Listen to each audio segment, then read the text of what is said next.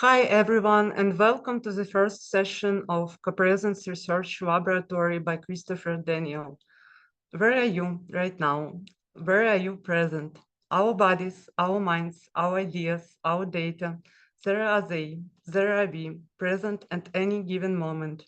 On whose territory, on land, on paper, on servers? Are we living our lives, and how does that serve us? This seminar is designed to be as much about those who attended as the content that is delivered. These gatherings are as much about the physical places from which we join the calls and the physical roads that carry our data between us, as they are about the ways in which we co-create places online. The seminar is conceived as the establishment of a collaborative lab for collective investigation into presence and co-presence. Our focus will be on a more intentional and considerate relationship with our data, our places, our fellow humans, and the other than human.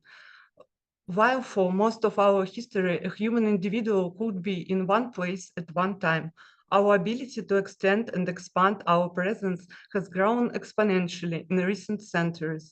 By engaging with the histories and affordances of the social and technical systems that facilitate our meeting from diverse locations around the world, we will explore our relationships and agency as designers, as world makers within them.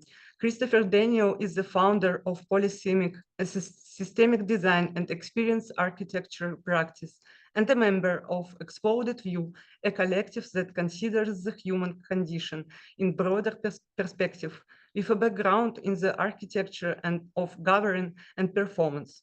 Christopher has more than 15 years of experience in the creation and evolution of places where people make stories. His approach to placecraft is strategic, systemic, and regenerative. Alongside his work as London organizer for the Long Now Foundation, he is active in a global assembly of custodians of long-term art projects focused on art and culture for future generations. He currently co-leads the architectural animism design studio with Eric Gilbert in the School of Architecture and Cities at the University of Westminster. He previously established the Habitat and Building Design Research Focus at the University for the Creative Arts, Canterbury. My name is Marina, and I'll be your moderator during this seminar. And now I'm going to pass the mic to Christopher. Thank you, Marina. I hope you can all hear me. Marina, if I can get a thumbs up. Great, great. Elena gave me a thumbs up. That's fantastic as well. Hello. I decided I wanted to start this outside. I think my background's blurred, which I'm intending, but I'm actually standing in the same place where I recorded that little introduction that went on Instagram a few weeks ago. I'm standing in the same park in North London, but it looks quite different. You can't see from the Itai's got his emoji in there. Itai's already looking at the Miro board. Fantastic. Yeah, I'm standing in the same park, and last weekend Drake, the Canadian rapper, was performing just behind me in this park, and all this grass behind me wasn't this color because it's been killed by 45,000 people in the festival. It sounded great. I live just nearby. I love going to festivals myself, but it's really interesting to see what happens when we get this level of focus of humanity in one place where it hasn't been before. There's a couple of trees they cut down. For one weekend, 2 weekends of partying, there's a tree that's been cut down, a tree that's had the top of its branches cut off, and how long did those trees take to grow that big, and what were they cut down for, and how intentional was it? It's sunny here. I'm European, so I use centigrade, and it's at 27 degrees, which for us in London is quite hot. We're quite far north here on these islands on the western edge of Europe, so it's light at this time of the night. It's 7 p.m. for me here.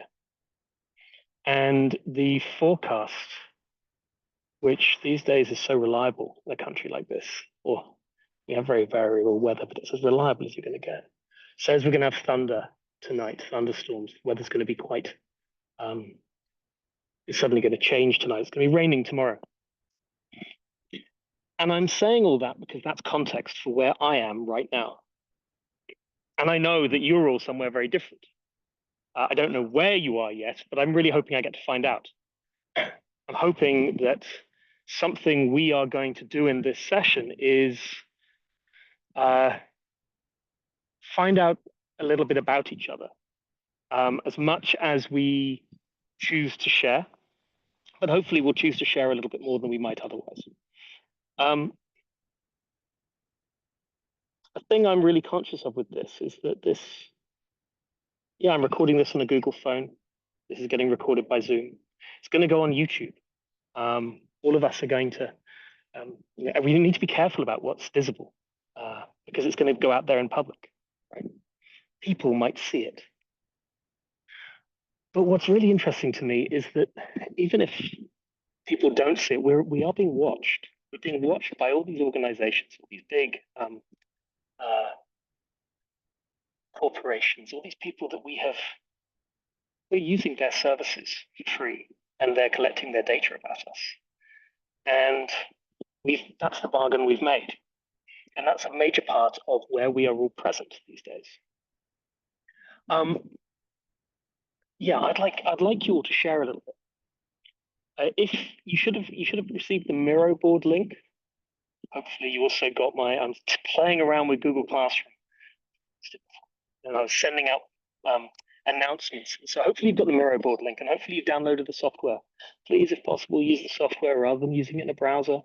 It will work smoother. It will be easier using their UI.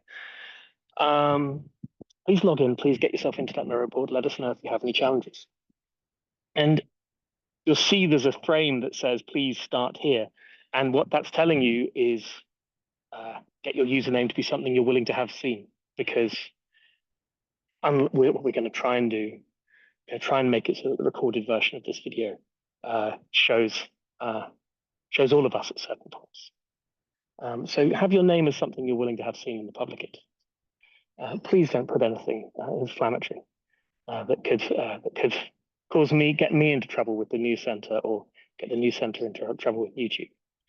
I hope I haven't just put an idea into your head. Anyway, so if you go into that Miro board, and you'll see there's various frames with various bits of information, but kind of ignore those for the moment. The one that I want you to first of all take a look at is there's one with a series of little Venn diagrams in it. And there's one for each of you. I've started filling mine out. I didn't actually finish filling mine out. Please put a photo in there. We're going to use this for attendance to find out who's there, to know, so that makes Marina's life easier knowing who's there, who's here. But really what I want to find out is a little bit about what brought you all here. What made you all choose to spend this part of your Friday, for 4 Fridays out of the next 5, in this group? I want to find out a little bit about where you're coming from physically and mentally, and where you might want to go to. And hopefully just answer those questions, put as much or as little as you want in there, stick a photo in there as well. And what we're trying to do here is we're trying to play with the Zoom format. We're trying to play with the assumptions of this call, because I'm sure you've all been on lots of Zoom calls in the last 5 years. There was that moment in 2020 when I was teaching a bit back then. Part of what I do, part of my design practice is teaching roles, and suddenly everything went online. I don't think I've done more than 1 Zoom call before that all happened in 2020. And thankfully the technology was there. I'm not sure what we would have done if it wasn't. As I'm hemmed in by the barriers from the leftover from the concerts, I'm going to find my way out. We suddenly all had to jump onto these Zoom calls, which had been made to try and make business meetings work better. And suddenly we had huge parts of our lives, certainly in the country I was in the UK at the time. I don't know where you all were. I don't know what it was like where you were. Different countries had a different reality. It was was the whole world went through that in different ways, right? Um, yeah, we suddenly just had to make the best we could with the way that these video calls work, and they have a huge amount of possibility to them.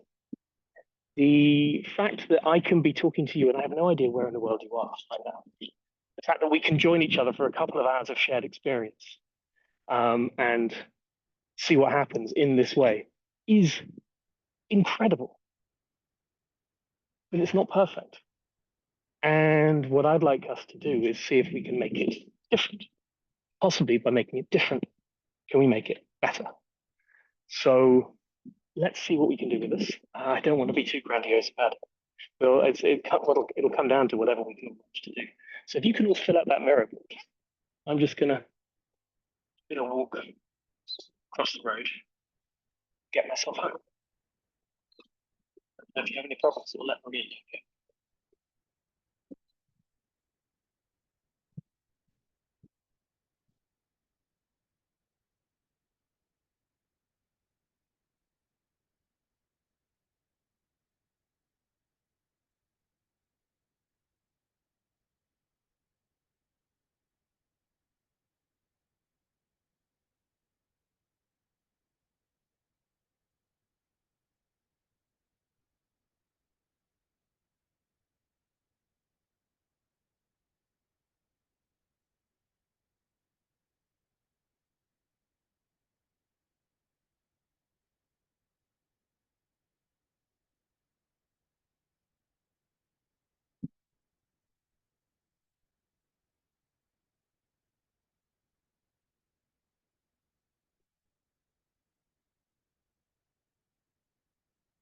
Anyone is watching this on YouTube later, it's going to be a boring couple of minutes. But hopefully they can also, if they're enrolled at the new school, they can also, new center, sorry, school. If they're involved at the new center, enrolled at the new center, they can log in and see mirror board that's been made. And we're going to get that mirror board up on screen once I get home.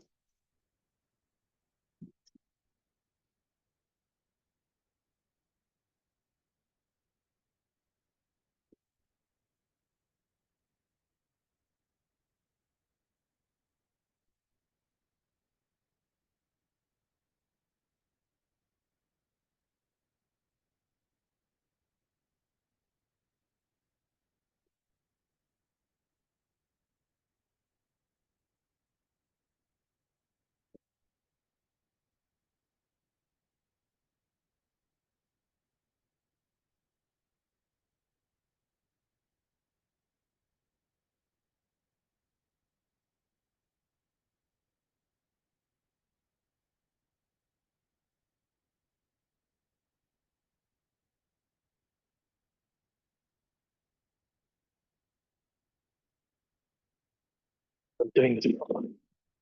If I have myself a nice microphone attached to this phone, I imagine you might be hearing all the background noises, which are pretty good, but I imagine it's probably trying to cancel them all out because it's one of the things I find fascinating. We all have these powerful little computers in our pockets, which take the most incredible photographs, and they're very good at giving us a good phone call connection, clear phone call connection. But of course, everything they're taking in is being algorithmically adjusted. All of the light that's coming into this camera right now, it looks like that because that's the color it's expected to be. And yeah, any background noise, I'm sure. I don't know, maybe the noise of the London buses was cancelled out as well. Okay.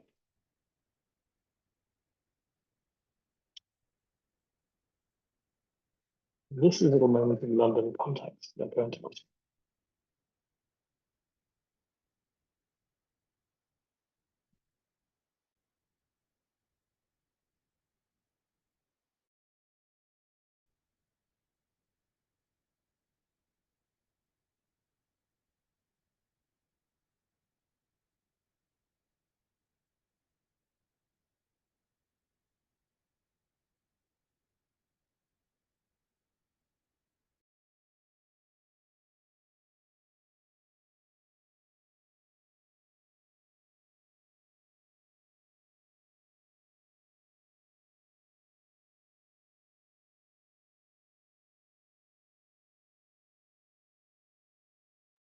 need to unmute myself. Can you all hear me? I don't know if you can hear me. Yep. Ah, someone's reserved some emoji. That's good. Now, Marina, have we got it set on the video so that when people pop up, they will appear? Is that going to be possible? I would try. Thank you. Thank you. Let's see. This is the main thing with this is we want the in-person experience. If we can get the video to work as well, that'd be great as well. But thank you. Good, good. We're here. Okay. Thank you. Okay, so having asked everyone to turn off their video, I now feel very alone. So what I'm going to ask you all to do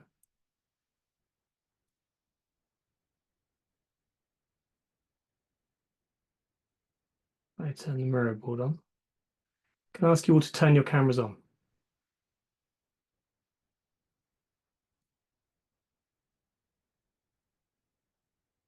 Marina, getting some others. Hello, hello. These are the people I wanted to see. There we go. I see a smiling face. That's at least one. A few smiling faces. There we go. Oh, Lucy's background. I'm trying to see what theatre that might be. What venue? That looks like. Move your head to one side, please. Dress circle. It's definitely a theatre, not an opera house. Is it an opera house? No. No. I'm going to say it's a theatre. Actually, I just randomly chose. Yeah, I saw your mood board and then I just I can't tell you right away. No, I like it. I like it with the little things on the side. Okay, so we've got a few people on. This is great. I've been quite nervous about meeting you all. So Tom Moynihan, who convenes this program, has told me it's quite an enthusiastic crowd. I'm going to hope that that's the case. And I'm hoping that I'm bringing something that is worthy of your enthusiasm. I'm hoping that this experiment might. There's a lot of you are on the certificate program, I think. Is that right? So I'm hoping that we can add something to the mix, that we can put some spice into the flavor of all the brilliant thinking that you're getting in your other seminars, and almost think about the way we have these seminars. And my hope is that at the end of these 4 sessions, we'll have come up with some ideas. We'll have come up with some proposals. And I have to admit, I have no idea what they might be. So that's going to be quite interesting. So I'm going to open up, where have I just put all my windows?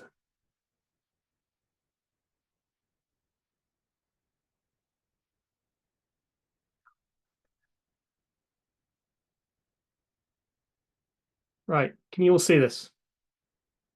Hopefully you can see this.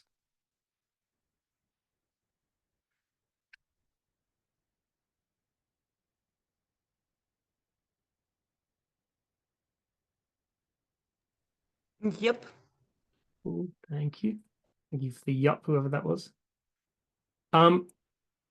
Yeah, so this Miro board, it's not as full as some might be at some points, but it's got stuff in it.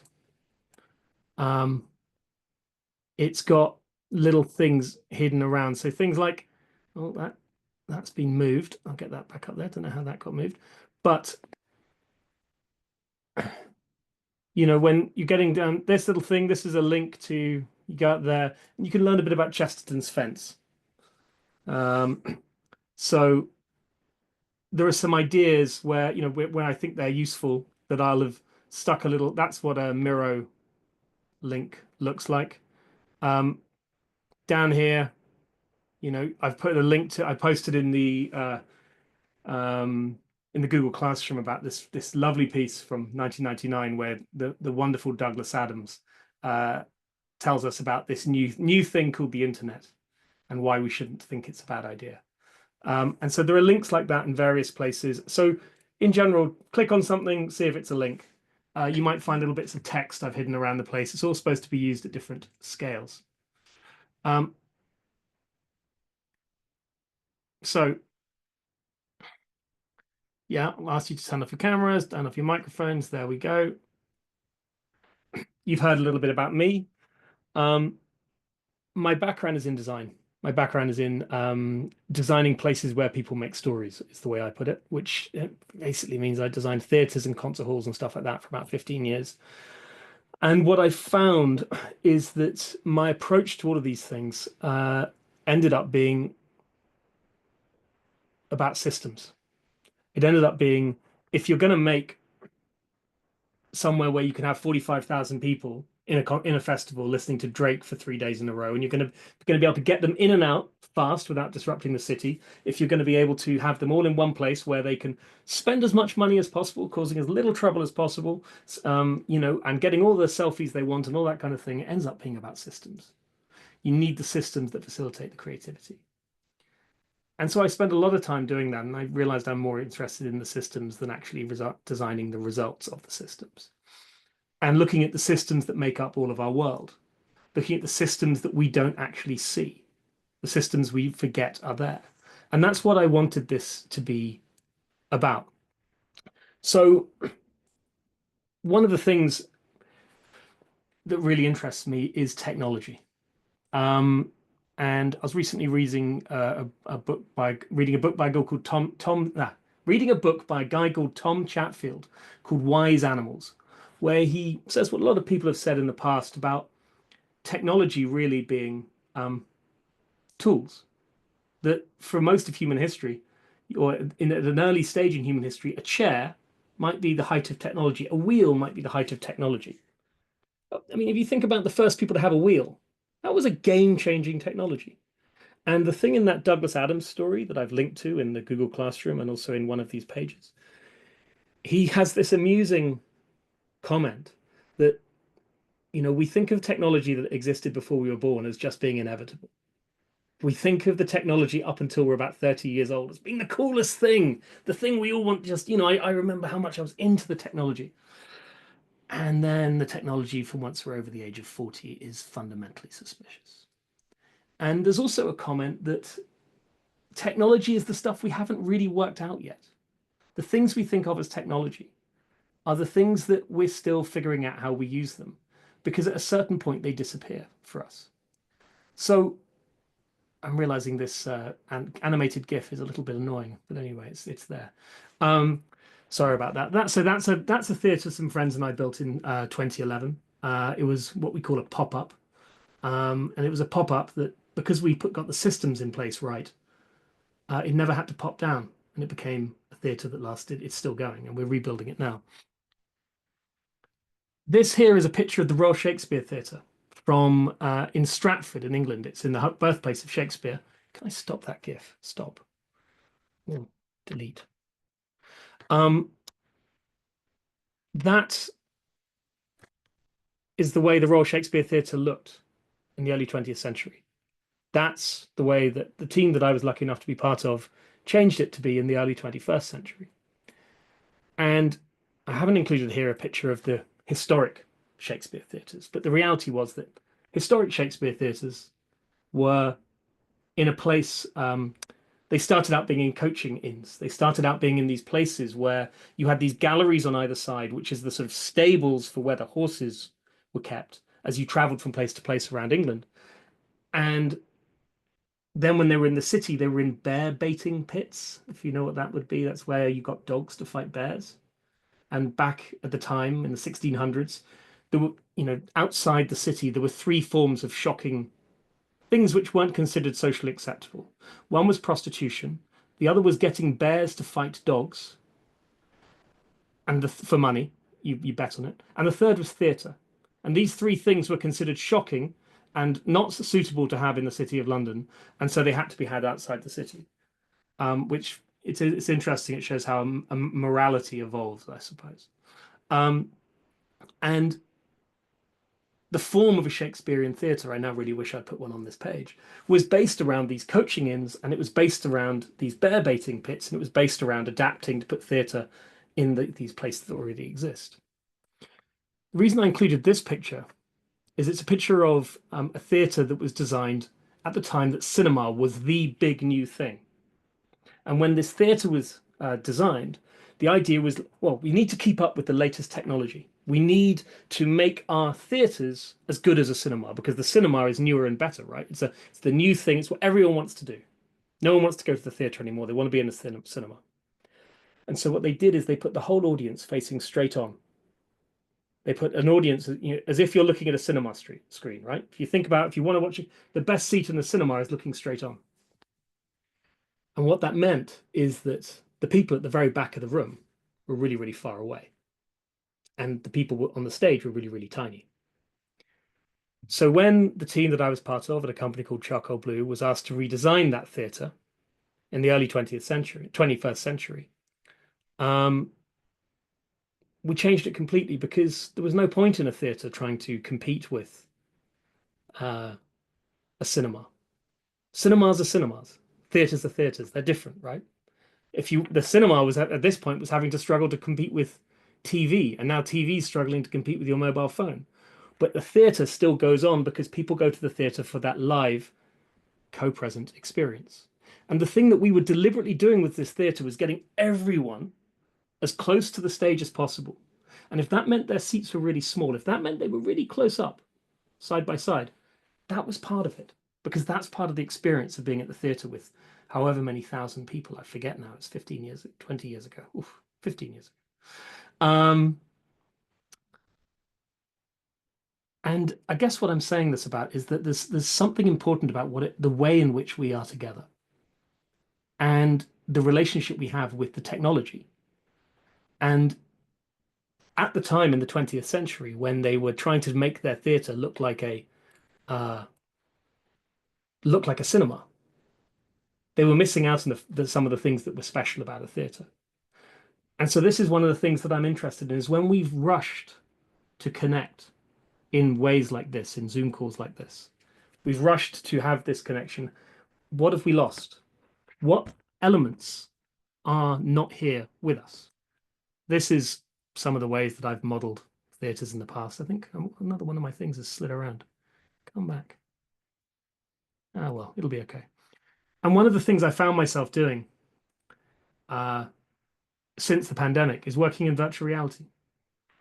And the reason I was being asked to be working on stuff in virtual reality, and this is the first time I heard the term copresence. I hope that you're all okay with the fact from the description of this seminar that the amount I'm going to be talking about copresence in the purely technical sense is going to be relatively limited. If you guys want to explore it, I'd love it. But the way I'm going to talk about it is going to be relatively limited, because copresence is the sense of being in the same place as each other. And it's a terminology I came across while working in virtual reality projects, where it was how can we get the technology to be good enough to make us really feel we're there with each other?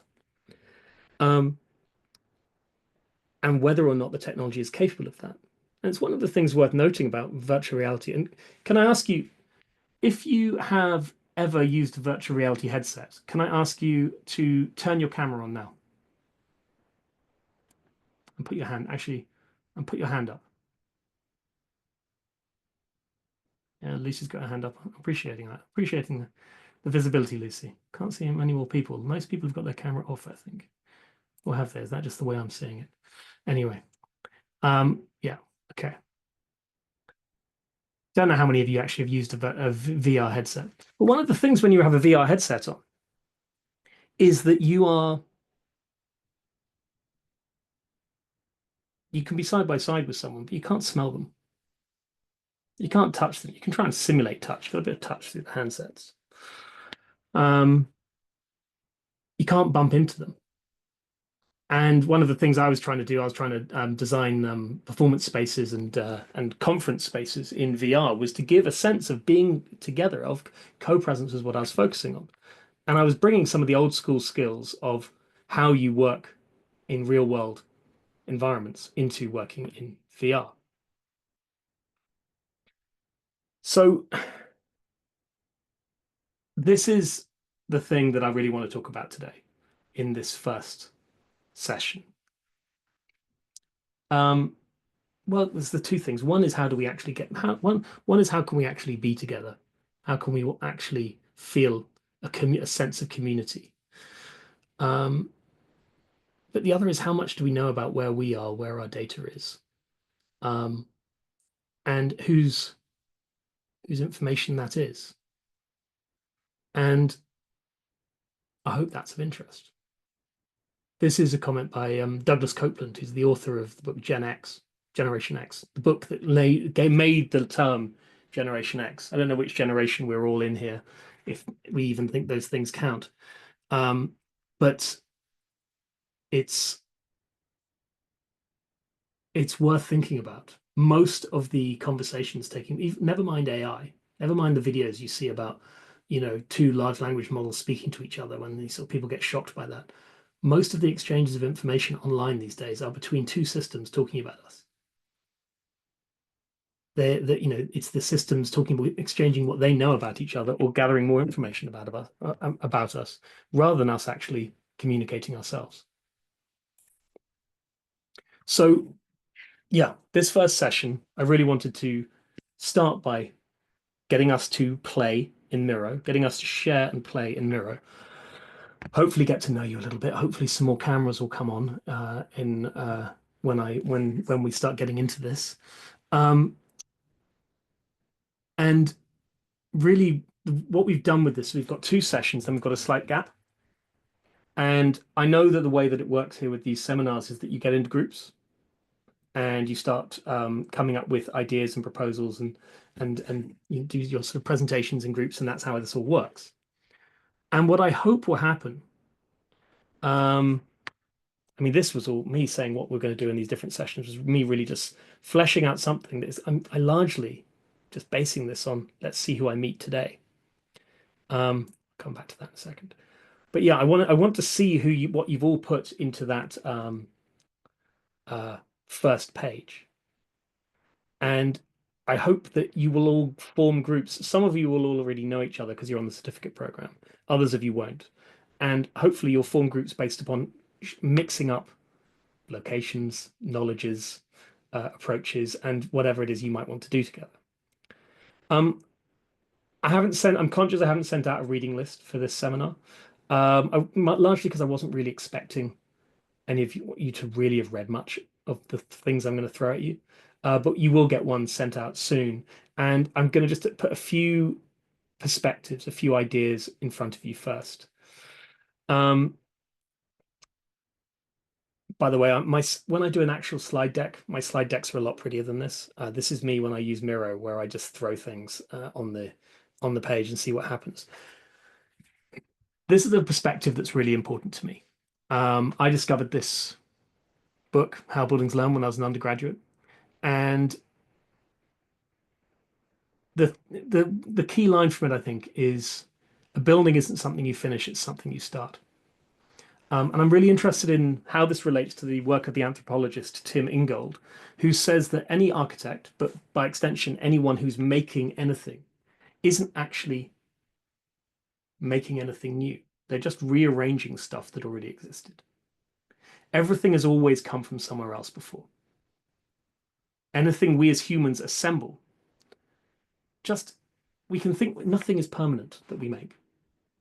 Everything that we make might appear permanent to us as individuals, but in a geological sense of time, it's going to go somewhere at some point.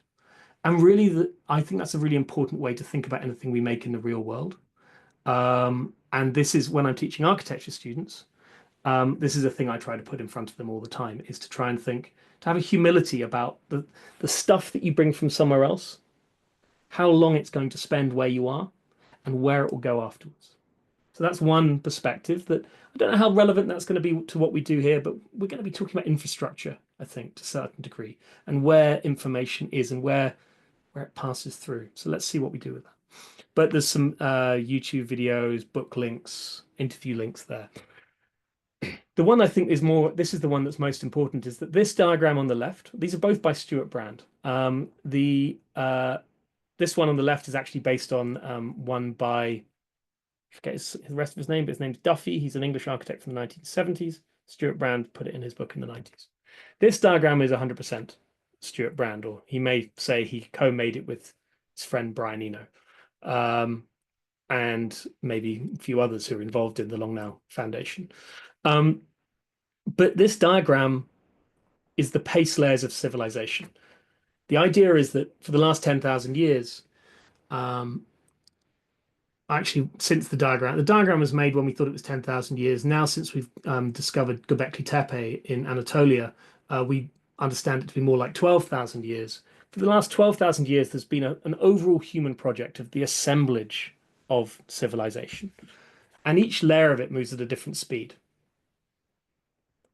And all of them are important. This wiggly line on the top, people go, what are you saying? You're saying fashion is not important. No, we're saying fashion's fast. Fashion changes. Fashion goes all over the place.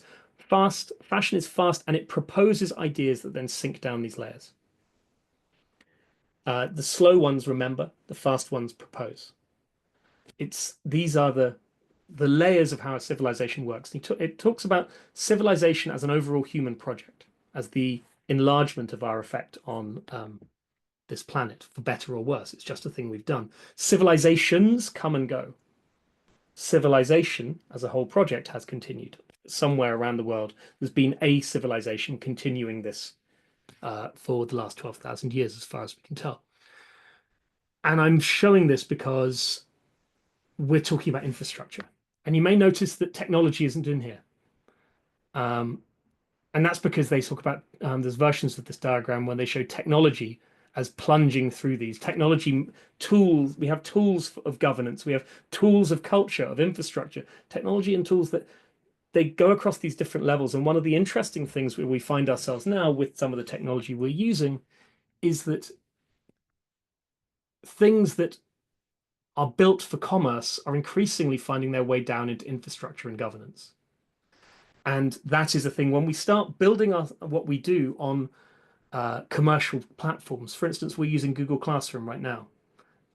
When we start using Amazon as a way of fulfilling various orders, as part of our government. I'm not saying it's good or bad. I'm just saying that there is a level to which we are incorporating commerce into the infrastructure and then possibly the governance of our society. And this is something a bit more recent. This book by Design Studio for Social Intervention. This here is the whole PDF. That's the whole book, 184 pages. So if you click on that, you can download it. This down here. It's available on their website via here as a PDF, or you can buy the physical book, which I have from my local lending library, which is the thing we have here in the UK, where I borrowed that book. I requested my local library to have it so that it can move its way around this part of London. This framing I find very useful, and this is something that I hope you guys will be looking at in the course of this series of seminars. Essentially, what they're saying is that everything that we do is made up of ideas, which are embedded within arrangements, which can be hard or soft, and those arrangements have effects. A hard arrangement might be, if we were actually in the room together right now, a hard arrangement might be the shape of the room. It might be the arrangement of chairs. The soft arrangement is the way we perceive that arrangement of chairs, the way we perceive the roles within that. And one of the things that's interesting with this, and I'm showing you these because I'd like to be thinking about when we're looking at various things with various bits of infrastructure, with various platforms and things like that, where are they fitting into these diagrams? Governance, infrastructure, commerce, whatever. And which ideas, which assumptions are built into the arrangements that are having the effects that we are living amongst. So I find this a very useful framing. I'd be interested, as now, I don't know if any of you might have come across it before. If you haven't, what I'm really looking forward to is between now and next week. It's a very short book, really, because although it's 184 pages, it's a small book, large type, some pictures. I'll be really interested to see what you will make of it. If anyone disagrees with it, I'd love there to be a lively debate amongst this crowd about this stuff, and that's something I hope will come to later sessions. There's a few things in this session that I've brought in this seminar that I really believe in. I really think they're useful as ways to move forward, ways to figure things out. And what I'm hoping is that some of you will disagree with me. I really want to battle test some of these ideas and see what happens.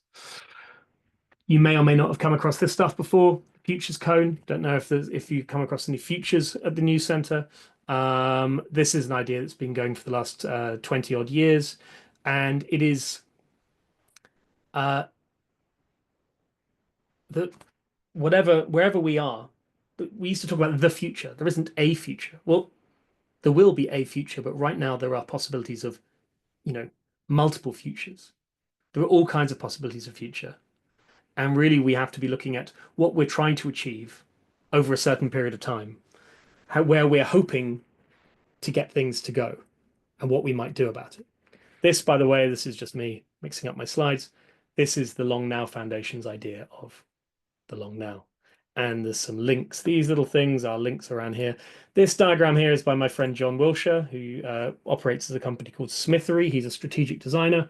Highly recommend his work. He's madly prolific and does lovely things. But he's combined some of the ideas of looking at the long now, looking at the past, with the futures cone to look at what we can design based on what we already know and where we might want to go. Hopefully these diagrams are useful. Okay, so I want to see who has started filling these out. Emmy, Xenia, thank you. Lucy, Anastasia, Itai, Alina. We have quite a lot of empty ones. Someone's just dropped someone into Lucy has dropped just an emoji. Hopefully I'll get a name as well. Oh, Marina. Oh, it is Marina. Hi, it's Marina. I thought there might be someone else into Lucy. Love it. New media field modulation. Okay. I'd love it if everyone could fill these out. Make it, if you're not going to fill out certain bits, delete other parts, because this is what we're here to test, right? This is what I want to try. I want to see if this works for you. Jura, am I pronouncing your name correctly? It's Jura. Jura. My apologies. I'm not gonna try and get maybe somewhere. I was going to say that name the surname might be Baltic, but I'm not going to guess too hard. Yeah, I'm not gonna. It's Baltic. It's Baltic. It's fine. I'm too Western European to try and get between the three. Okay. Are you on here somewhere? Yep. Yeah, good. Okay, well, hopefully everyone's going to fill these out. All right. I was hoping it was going to look busier. I don't know how many people we've got on here. Anyway, I'm just looking at my Miro board. Okay, so the next thing I want to do, where are my layers?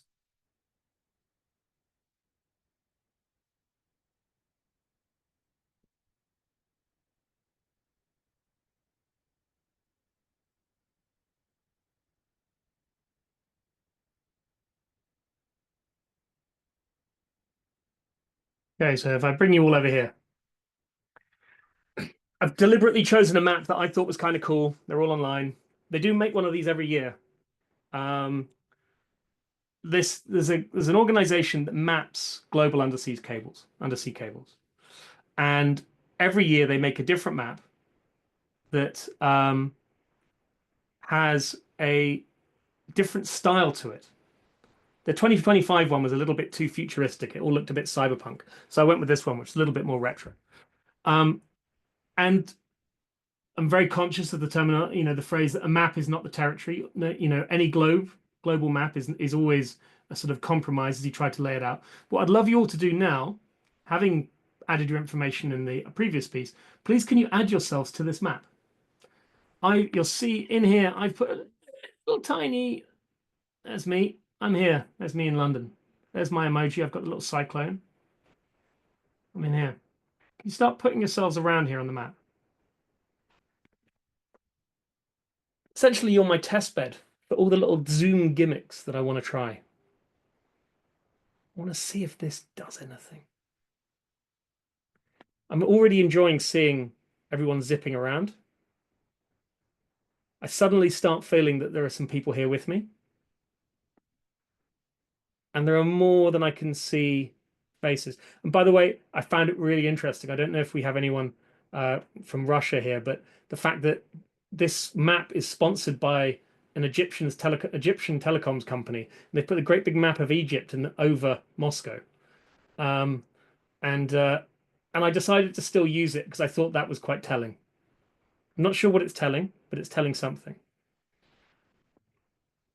So I'm wondering where we've got people. I see a few people in North America. Yes, I see some people, at least someone in South America. Hello. Xenia is looking, I think, to try and find some, I don't know. I'm trying to see if anyone's trying to find somewhere to put themselves on Russia. Got someone over here. Basically, I'm really hoping we're just going to get a good spread. So you saw someone looking at the Philippines. I love a world map. I've also, once you're done with that, down over here, I always think it's important to try and actually take a look at what type of map we use and which projection we use. There's lots of, I was wondering if I didn't want to use the Dymaxion map because that's copyright Buckminster Fuller, and I can't use that if this appears on YouTube. But which map to use, what projection, what it says about our assumptions about where is important and not. A lot of the maps used by Europeans and North Americans throughout the 20th century did a really good job of making Europe and North America look a lot bigger than they are on the map. And it's always been Africa that suffers in terms of scale.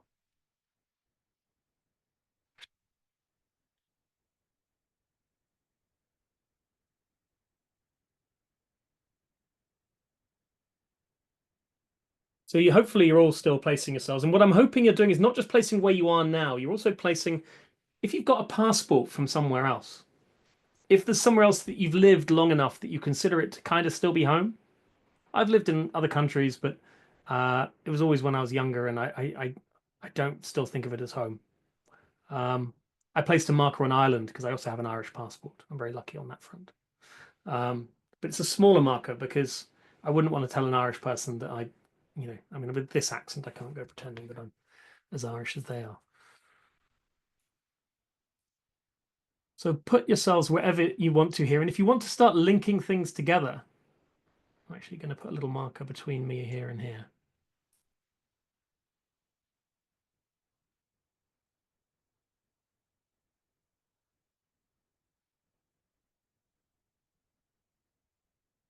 If anyone else wants to come in here, whoever's the tooth coming in with me, get your loving the little tree appearing. Okay, I want to go a bit further out. I'm northeast. Okay, going behind you. There we go. And you can make your arrows or your lines as big or as little as you want. And also, if you want to speak, you can speak as well. Is this at all different from a normal news center session? I don't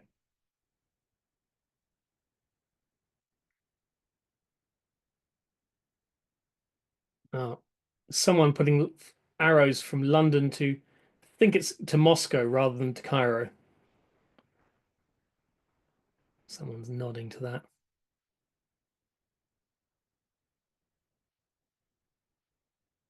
I mean, I'm wondering if anyone's part of a diaspora here. I'm wondering what that might lead to. Oh, seeing some big lines coming in. Loving it. Make your lines thicker. Make them a different color. Make them stand, because the lines, let's get whoever this is, the one with whoever you are with the teeth. Loving your lines. Make them thicker. Anastasia, that's you, is it? Cool. I'm looking forward to hearing the story of that at some point, of all of where you're going. But maybe make your lines a little bit thicker and maybe make them white to go with the white teeth.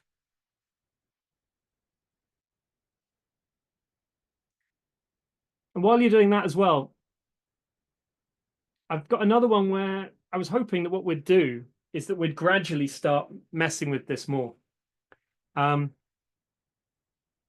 thrown some logos of major brands on here. I may have, some of them may be irrelevant. Some of them may be used by more people than I realize. Where are we local? So have you come across this phrasing, where are you local? The idea of where do you know in the real world or in the physical world, it's where do you know where to get a good coffee? Where can you tell people your favorite, restaurant? That can be where you're local. Where do you feel you step out the door and you feel some degree of comfort? And some of us may have nowhere like that. Others of us may have multiple. So what I'd love you to do is, while you're doing all your mapping as well, if you're done on that mapping, we can start. Some of you could start putting what do you use? Maybe put your emoji on here. We don't need your names on here. Just stick some emoji around the things you use. So I'm going to get my little cyclone.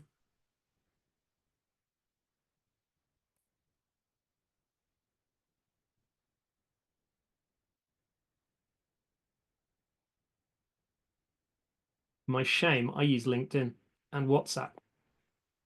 I'm judging myself, so you don't have to.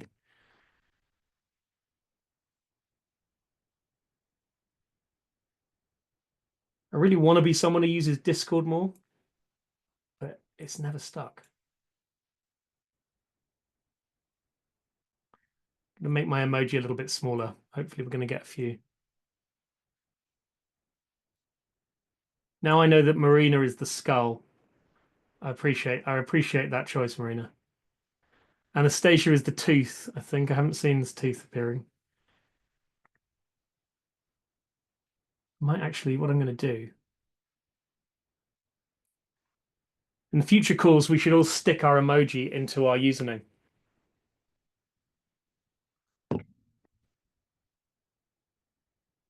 And if there's something that I haven't used here, by the way, if there's something, if you use a platform I haven't listed, please just jump online, do a search for their logo and drag it in, or write it in and I can grab the logo. So if it can, or speak now. Is there a platform I haven't listed here?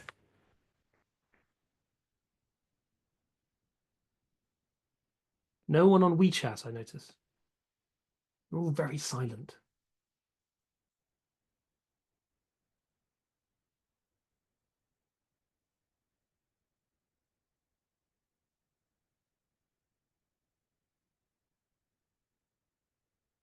Can't actually, while I'm presenting, I can't actually see how many of you are here.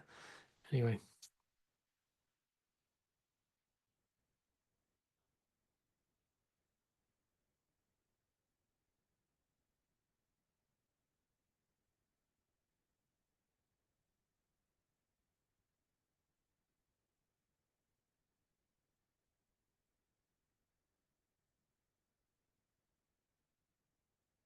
Seems to be a red line jumping around my screen. I'm not sure what's going on there.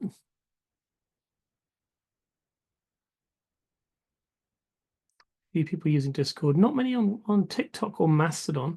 No one on Twitch.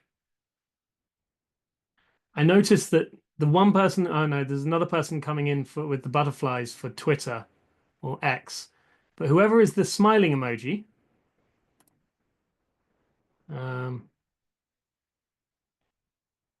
Alina, that is. So I see Alina is on Blue Sky, Discord, LinkedIn, X. Who's the prawn? Not very healthy, but yes, I'm on all of it. Thank you for speaking, Alina. I appreciate it. Now, how do you feel? I mean, how do you feel your relationship with them is? Is it different in any of them? It's essentially the same for all of them. I just use them as repositories of potential connections. That sounds a lot better than I thought it might have been. Oh, really? Well, like repositories of potential connections. It's quite The problem with apps is that the potential part is very stressed. So right. 90% of the time, no connections apps.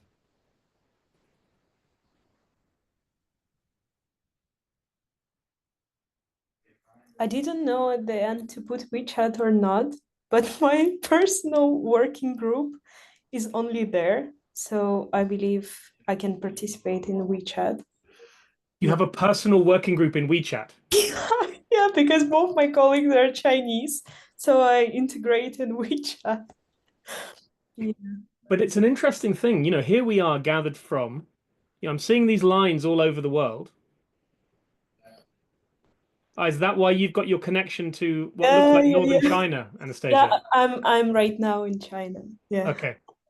Yeah. And then who we've got, I'm just looking. Taishu has got a line between Israel and Japan. Anyway, it's interesting when we look about where people are in the world and then which platforms they're using. I'm wondering, it's noticeable that the clustering on WhatsApp and Instagram.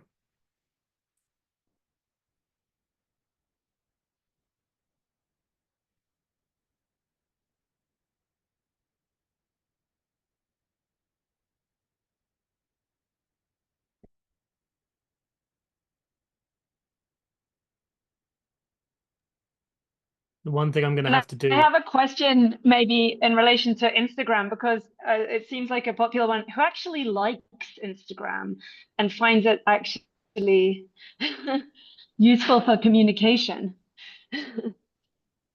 I'm going to say I used to like Instagram.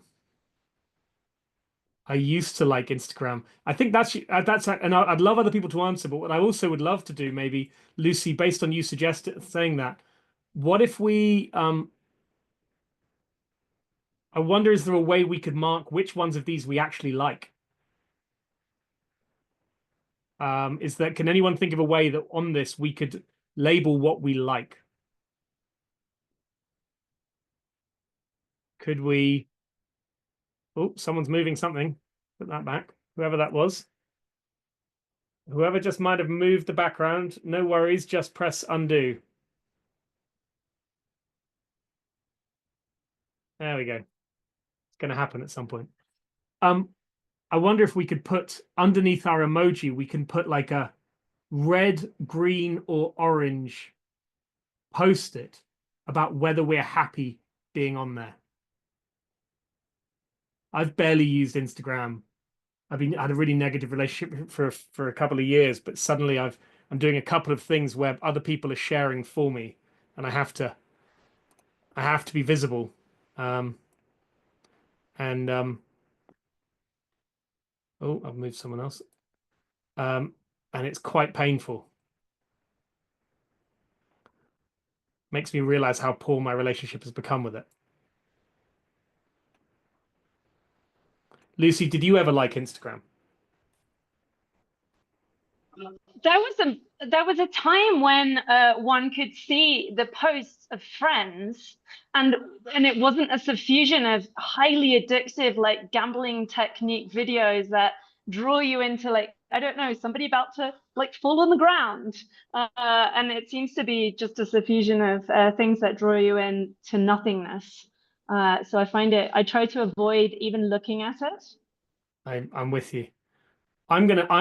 This is a shocking thing here. I'm gonna say something that's gone the other direction for me. Oh, something just got deleted. It's back. There we go. Is something that shockingly I quite like now is LinkedIn, which if you'd told me that a few years ago, I'd have been shocked. But the way I sometimes describe LinkedIn, it's like, you used to go to a few bars, and there was the one that you had your favorite bars you hung out with your mates in. And now all the bars you used to enjoy have either been shut down, or they've been taken over by people you don't like, or they've just become a bit weird, or the price has gone up too much. And the one bar you still go to is the one next to your office. And that's LinkedIn. It's like there's a whole load of people who've fled other platforms who I find are using LinkedIn in a way that I don't hate, which is quite a shocking thing to say.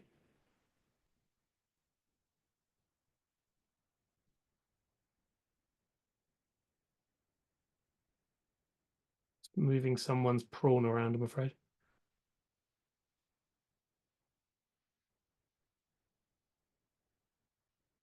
If anyone wants to write a note when they're saying what they feel about these platforms. Please do it. So we're putting the color behind it. But if you have something you want to say about them, like I just said a few things, you don't have to say it out loud, but feel free to add something, add your comment about them. Lucy, thanks for that suggestion, by the way. This is already I feel like that's the kind of thing I'm looking for, is that I want, if any of you have a suggestion about how we can make this process better, I want to hear it, because all of this is just an idea I came up with to experiment with. I don't know why I like Telegram, but I can't stand Instagram. Not Instagram, can't stand WhatsApp.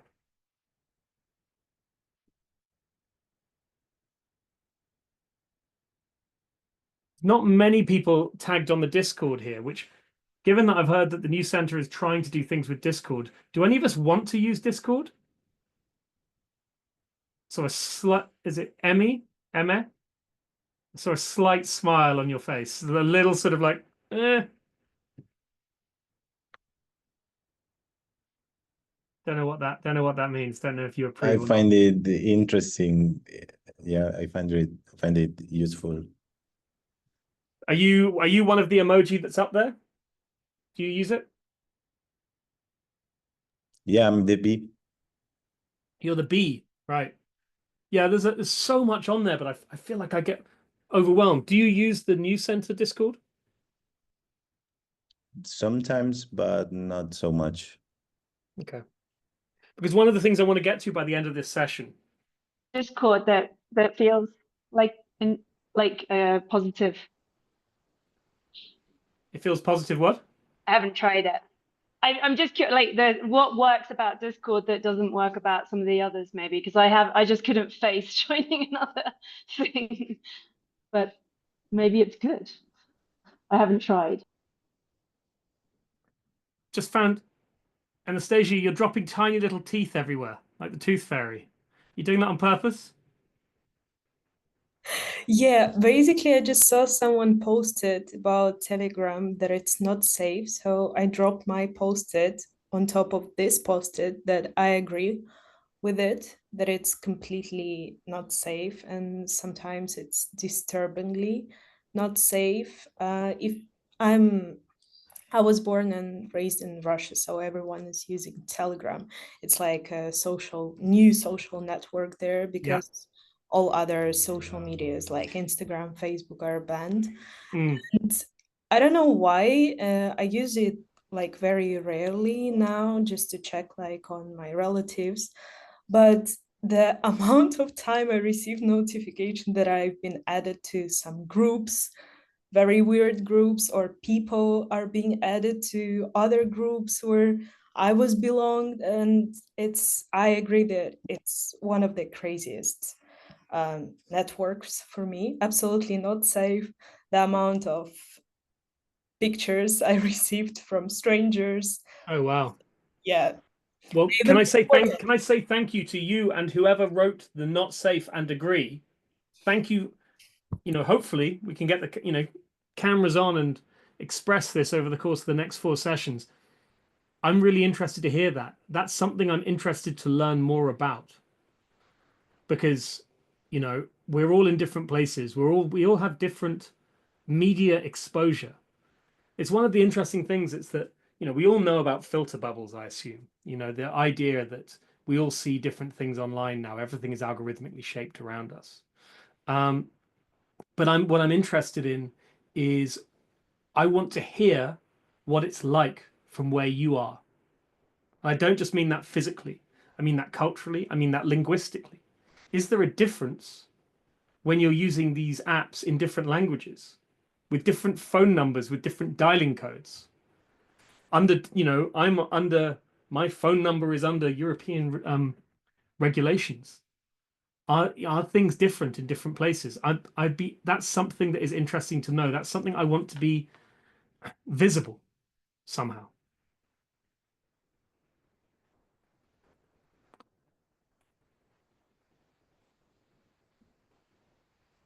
Jura is saying Coronian Lagoon is not even marked on the map. Yeah, it's a pretty small island, but it's not even there. But Kaunas in Lithuania, Kaunas, yeah.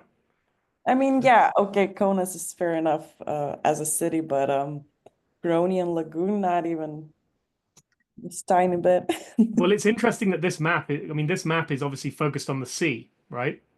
But although it's interesting that it still chooses to show rivers. It's this interesting thing that, you know, the line, the famous comment that a map is not the territory. In that every time you make a map, you make decisions. Every time you make a map, you leave information off. Because no map, any map that had all the information would be the size of the territory. So it's always interesting what choices are made in these different places. And I think you can tell a lot about where the map maker comes from by what they leave off.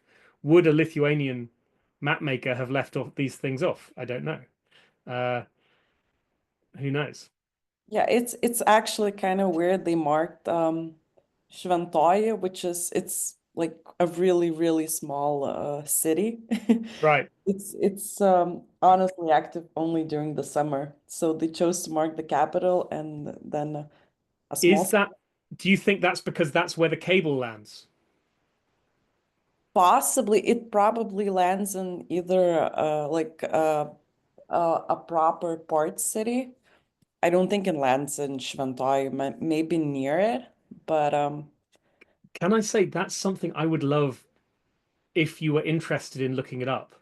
Could you look that up as part of, you know, between now and next session? A thing that would be quite interesting is, you know, I've been down here to Porth, I think that's Porthcurno in Cornwall. And there's the place where the first transatlantic cable was connected. And there's a place where, you know, this was a very important say. Oh, Emma's got his hand up. Sorry, Emma, what's your hand up for? Sorry, I didn't notice that. No worries. I was just thinking that maybe YouTube is lacking because I find it like a second home online, and I Put it think on, I please. spend a lot of time there. So I was just wondering.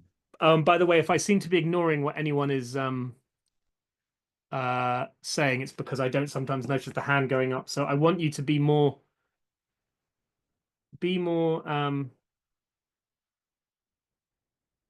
like, I don't want to what the word is, but aggressive. Like, you are welcome to interrupt me. Okay, I'm going to grab you a YouTube logo. Here we go.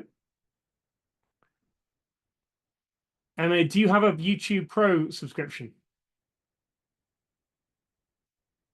Was that a nod? I couldn't Yes, see. I do. Yeah, that's an interesting I also thing. use the YouTube Music platform. You just made me think SoundCloud.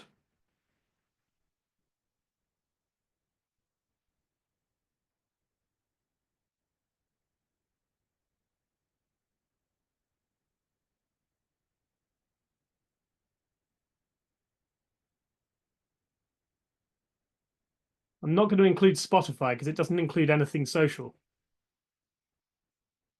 which is an interesting thing.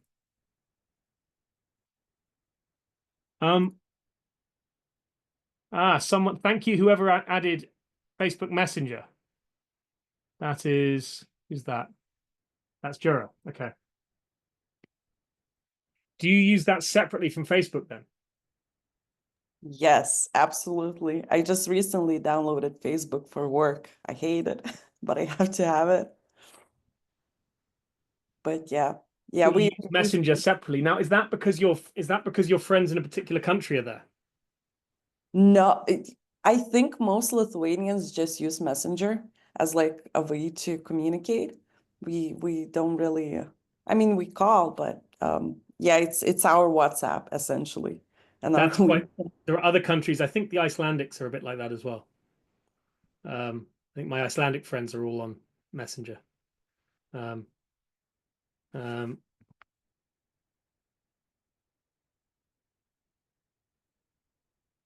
Let's see how many.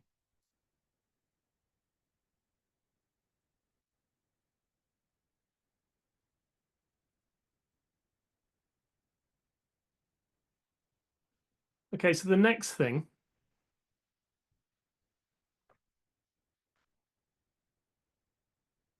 You see this?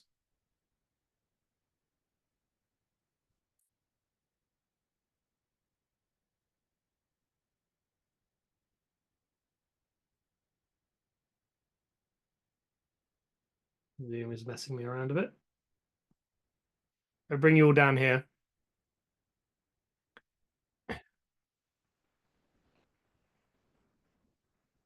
So over a decade ago, Oxfam, which is a UK charity, made this diagram looking at food brands that are well known in, I think it's mostly North America, but also the UK. I'll be interested to see how this reflects on other countries, on people elsewhere around the world, particularly on the other countries which may not be as dominated by branded foods. Yeah, this diagram, caused a lot of a stir as it was being put out there, saying about how so much of this is owned by these large conglomerates. We can think about that whatever we want. It's just interesting to know it. It's interesting to have it visible to us, that information. And I don't know if you noticed when we were looking at this map up here,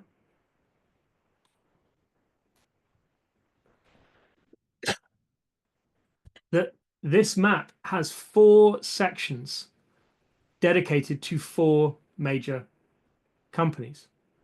Amazon, they labeled it Google, although it's now Alphabet, Meta, and Microsoft, because historically, undersea cables are one of the major pieces of infrastructure when it comes to communication and technology. You can have your national network for sharing electricity, for sharing telephones, things like that, but the biggest single piece of infrastructure is going to be an undersea cable. And historically, they were made by private companies, but normally belonging to one national government or one nation, or 2 nations deciding to connect them with each other. The connecting between the companies in those 2 nations that decided they wanted to have telegraph or telephone or data between them. Increasingly, in the last 10 to 15 years, there are connections undersea which are owned entirely by one private company and are only for use of those companies. And each year, these charts have these different charts of the different cables that are being made by these different companies. So there are ships out there belonging to Google, or at least ships hired by Google to lay a cable belonging to Google that goes across the Pacific. There is a ship going out there. What is it doing? It is creating a piece of global infrastructure only for the use of Google and those of us who, like many in this group, have a Gmail account. It's an interesting thing of that ownership of infrastructure. And they own that. They can make whatever they have faster. They can make products better for us, but they control it. The countries they land in don't control it. They control it. And I noticed when I was looking at who'd signed up for this session that a lot of us are using Gmail accounts, and we've got a lot of people saying we're using Instagram. Don't know how many people use Amazon and how many people are in countries that have Amazon. I'm on a Windows PC, so I'm using Microsoft. I weirdly appreciate using LinkedIn these days. That's Microsoft. If any of you code, GitHub, owned by Microsoft. So is Minecraft. Google or Apple. It's interesting Apple doesn't come into this. Apple is the only one that has a slightly different stance to the rest of them in the way that it approaches data and in a way that it approaches ownership. I'd be interested to start. Can I start seeing your emoji appear here? Where is your stuff? How many of these are you using? Little tiny Apple.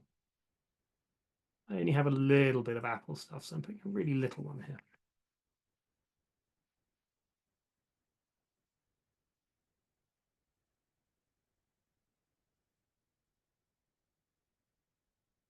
And can we use Lucy's idea, please, of adding the color behind it to say how we feel about it.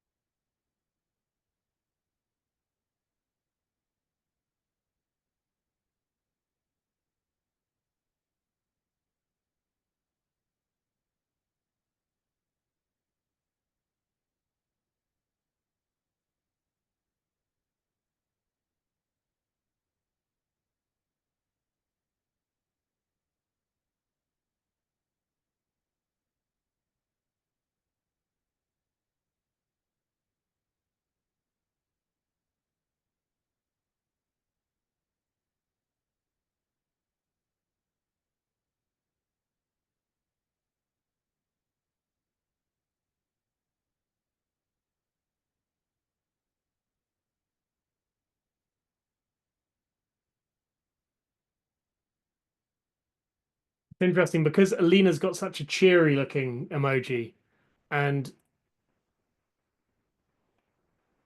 Marina's got the death heads emoji. I immediately think I'm seeing more judgment in different directions than I am.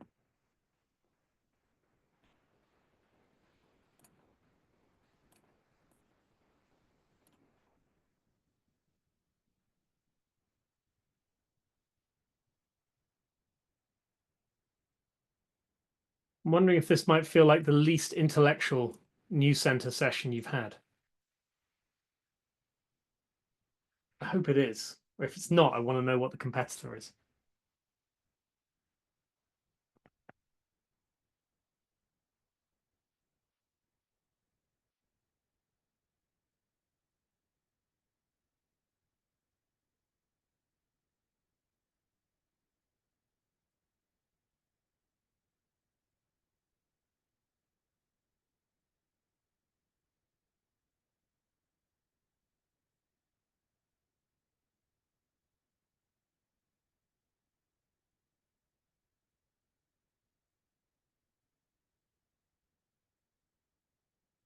Oh, put it back, whoever that was. Thank you. Can someone pull it? There we go.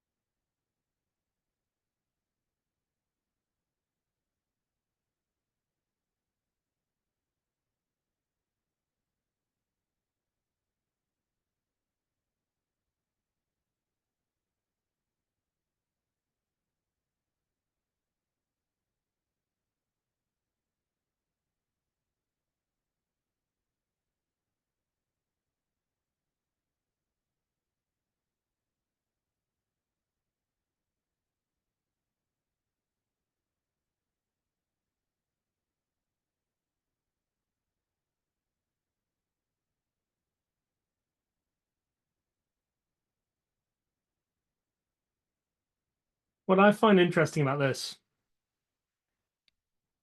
or a thing I find interesting, I'm noticing the difference of my feelings about these companies here compared to the platforms on the other page. I generally have a negative feeling about all of them.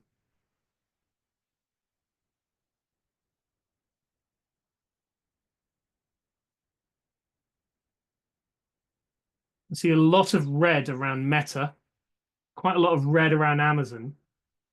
People don't seem to mind Google. They don't want to say why they don't mind Google, why they're okay with Google. Who's the lamp? Who's the lantern? Rob Rodak.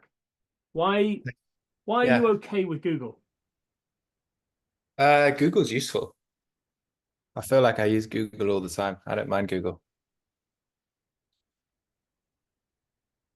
Which one do you find not? Is that the only one? Oh no, you've got read about Facebook and WhatsApp and Instagram and Meta. How do you feel about why do you which is it you don't like about that? The only one I really use is Instagram, and I would say Instagram for me is just it's a time warp. It's like probably the one like guilty app I have on my phone that I use that I don't want to use. And I also think it's kind of become like a bit of a necessary evil to market yourself. Hmm. So yeah, it's you're kind of damned if you do, damned if you don't. So I was really late to getting Instagram as well. I've not had it for a long time. And I managed to, I don't use any other social media. So I guess, yeah, I just feel like it's just a time warp. Even the tone of your voice, like the exasperation with it. I get it. Yeah, and Google build cool buildings as well, like the Google offices near St. Pancras. I think they're pretty cool. In London. Yeah, I like those.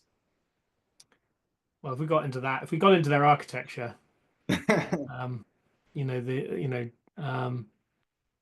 that's a they could all sort of archi-wash themselves. I mean, the Apple headquarters and the in San Francisco or in the Bay Area. Can I ask what you do? Is your business run partly via Instagram? No, not my business, but my I guess like my side job, my passion, yeah, is marketed through Instagram. And I tend to find if I don't scream and shout on Instagram about it, the amount of attention that the site gets falls dramatically. So yeah, so I basically just do it for reach and output. But it takes me ages to make a post, like so long. I'm terrible. How do you make your posts? Normally on my laptop, but I normally get someone to do it for me because I'm really bad. Well, I hear some judgment there that may not be fair. It sounds like you really don't want to be there, and that's understandable. Yeah. Melissa, why do you hate whichever one of those you hate over there? I hate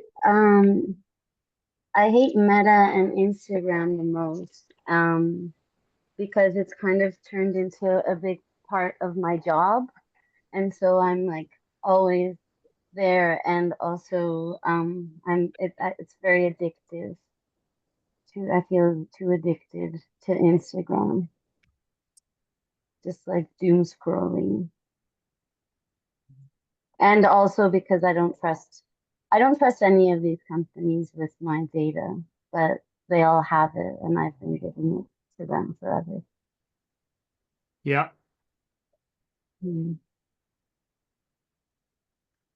Senza, which emoji are you? Hey, how are you? Can you hear me? Hello.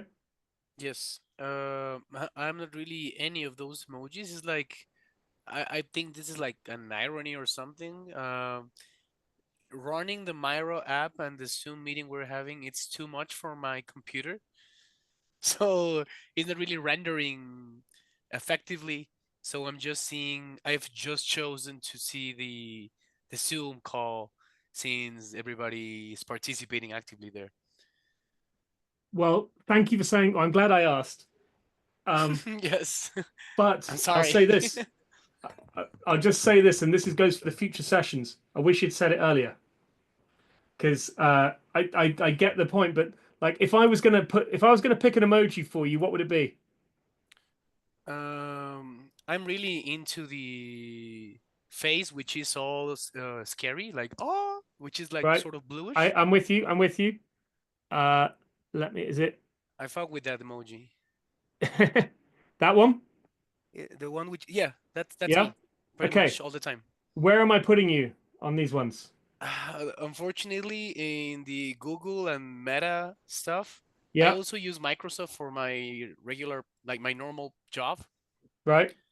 and that's mostly it, actually. Oh, well, SoundCloud. I use SoundCloud a lot, and Discord and those things. Okay, I'll put you up here. Yes, I'm so sorry. It's like I try to like do it on my own, and it just keeps bugging. It's all right. Well, thank you for saying it. The main thing I'd say is you know, next time, this is supposed to be a collective endeavor, so next time say it. And it's use Discord. So you're a Discord user, okay, and SoundCloud, Yes. okay. And where in the world are you? I'm in Ecuador, right below Colombia. Where in Ecuador are you? I'm in Quito, which is the capital. There we are. Yep. I was supposed to go to Ecuador for a wedding this year, and I sadly couldn't go. It's a beautiful country. You should go. I've heard it's amazing. I am very gutted that I didn't get to go. Okay, so I've put you down there, and I'm actually gonna add you. Ooh.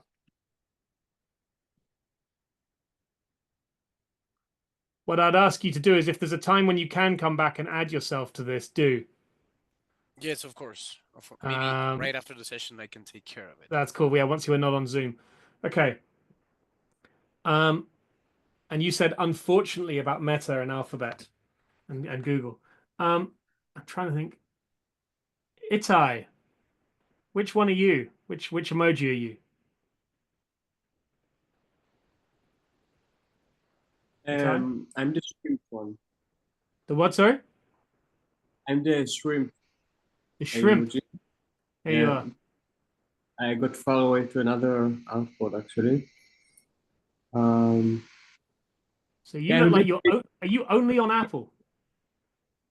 No, I'm on Apple and Google. And on Google actually, I'm actually on the green stick. Ah, you prefer Google to Apple? I guess like I'm not into like I don't understand much in these kind of big companies like in terms of like criticizing them. I just feel more comfortable with Google in general than in Apple. I would say they feel like they have more responsibilities and less commercial vibe. Interesting. Okay. Lucy's got her hand up, I've just seen. Lucy. Oh, well, I only had a thought and a question. I mean, it doesn't necessarily apply directly to this one, but maybe more to the previous one. But I was wondering about like online dating apps as also some, and then in addition, I was also thinking about, or like a lot of people have meetings in online games, and that's become like a way for people to in some ways have co-presence. But I'm only curious if there's people that do use those spaces. I noticed that no one has labeled Twitch here, and that was me going as close to gaming as I could. Someone's Constanza's got her hand up as well. And by the way, if I misgender anyone, apologies. I can be a bit old about that. Please just tell me if I do. Constanza, what were you going to say? No, sorry. It's loud. Okay. No, I was going to say for someone that can, I don't know, add the chat GTP, like AI. Okay. I don't know if it's relevant, but I've been hearing more and more things come out about how people are using it and the effects that it's already having on users. Do you use AI? Me? Yeah, I started using it last year for work. I was doing marketing and I had to go to like a conference on how to train your AI bot for your company.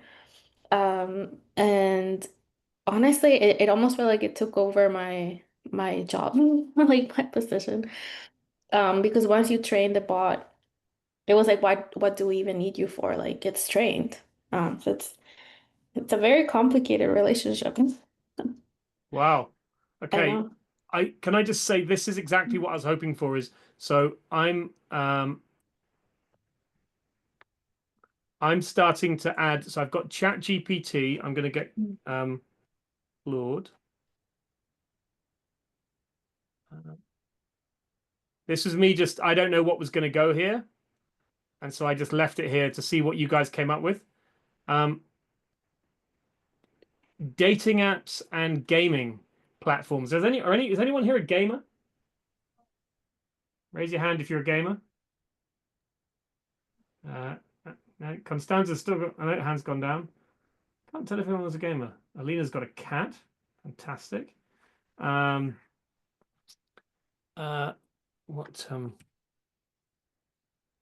wanted to say something about the chat GPT, which might be not relevant, but some people, and I know those people, they use chat GPT as a friend. Yeah. So they basically talk with the chat GPT and ask about their problems, their, I don't know, friendship advice, relationship problem, which post is, I don't know, better to post to grab one person attention. And they adjust ChatGPT for a personal use. And I saw the conversations, and sometimes they're really meaningful. Like it's almost scary how it got into like a person's personality, and they try to adjust their tone to give the right answers. Yeah. And I totally agree. Apparently what people haven't realized is that it's almost like a self-reflection. Like it will feed you sort of like what you feed it. So it's basically like having a reflective conversation with yourself. So if you come in with a heavy prompt, it will like be like, yeah, that's totally right. And if you're wrong, you will not realize that you're wrong. Yeah.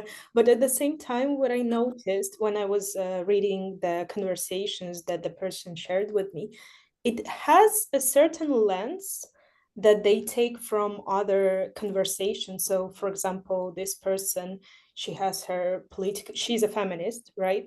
And when she was talking with the chat GPT about her lover, he was giving her very structural answers, which suits her personality from what he like it learned about her, but they were not right. They were logically not right.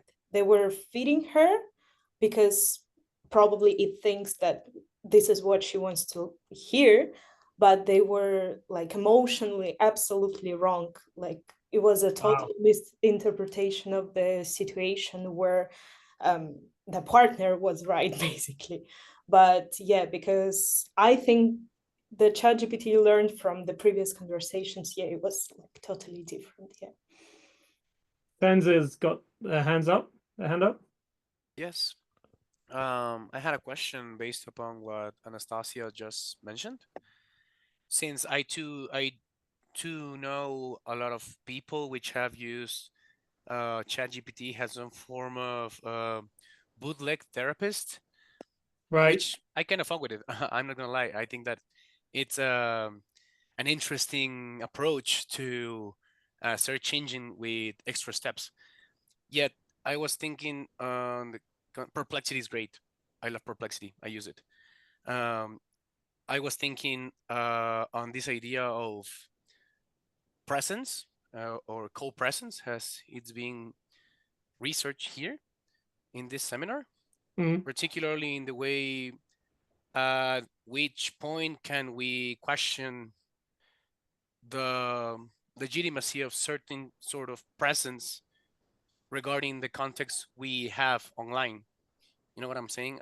Maybe at which point is it less present to make a therapist out of ChatGPT than using 4chan as a scapegoat to say a lot of stuff, like edgy stuff, you know? Isn't it like the same thing, but with more sophisticated feedback? Interesting. I don't know, but I want to find out. That's what I want to find out. I'm interested in this now. And the thing that I feel like we're going to have, I mean, it's very 2025 of us, but I feel like there's going to be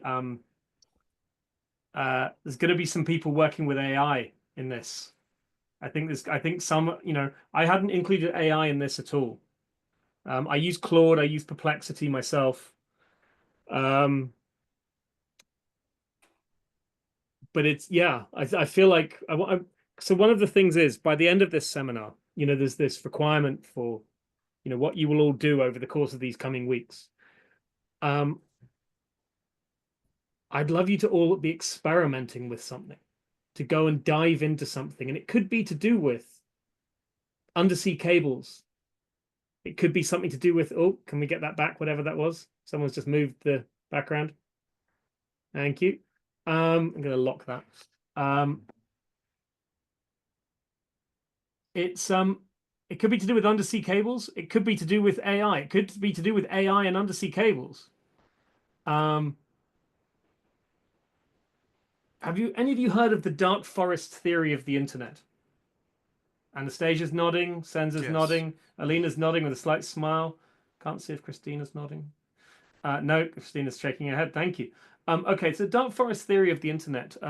So the author of the book, Three Body Problem, science fiction book, came up with this idea of the dark forest theory of why we haven't discovered alien life.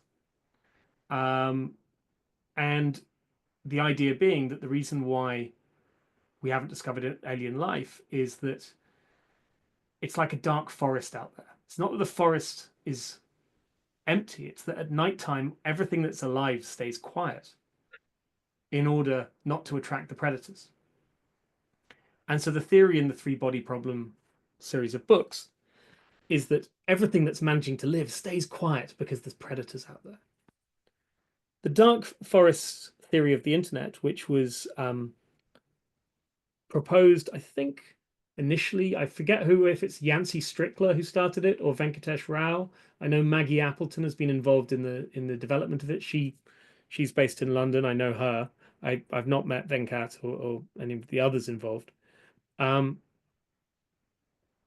It's this theory that we're going to get to a point where none of us are actually using the internet. Or sorry, we're not openly using the internet. Where, people like Rob sharing things with great craft or care on, or despite hating it, on Instagram, that putting something out there publicly is all going to be done by AI. It's all going to be done by bots. It's all just going to be, the stuff that's out there publicly is just, it's not going to be us. That we're all going to be in the cozy web. Have you heard the phrase the cozy web?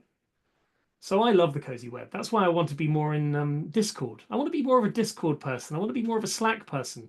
I'm part of some great Slack channels that I don't use because I find them overwhelming because other people use them more than me. Same with I'm in some really good Discords. I just don't, my brain gets overwhelmed by them. And it's this cozy web idea of these little hidden pockets, which is where the life is. And I'll share a couple of things about this dark forest theory of the internet, about these little pockets of life of where we're all going to go, where we're all going to go and spend our time. And are we going to be is this Zoom call the cozy web? Is the news center the cozy web?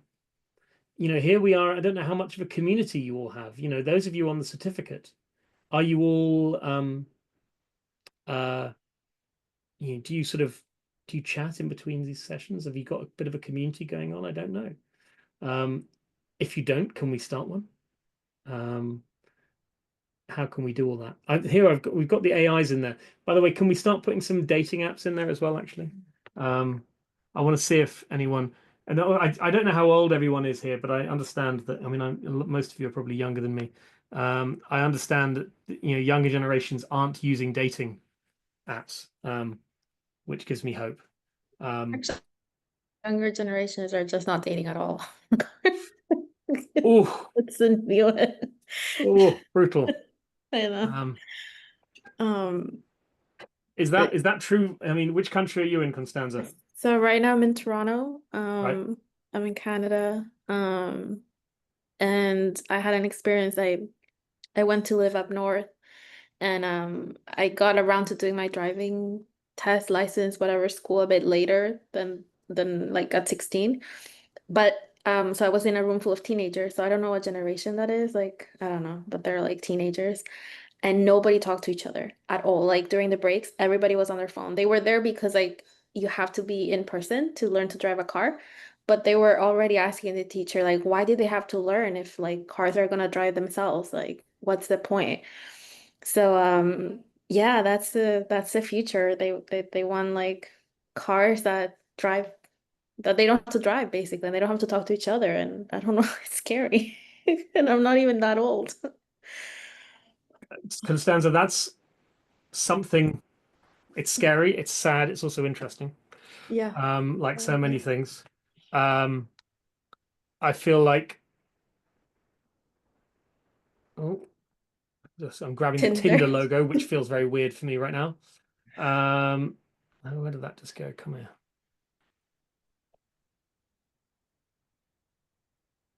No, is that it? Here it is. There we go. I'm going to put that on there. I'm not sure if anyone's going to put their names beside these dating apps, but let's I'm going to put them all next to each other, and everyone can maybe they can just say if they use dating apps. Maybe we don't want to say that. I don't know. I'm conscious of everyone. Don't know what other ones there are.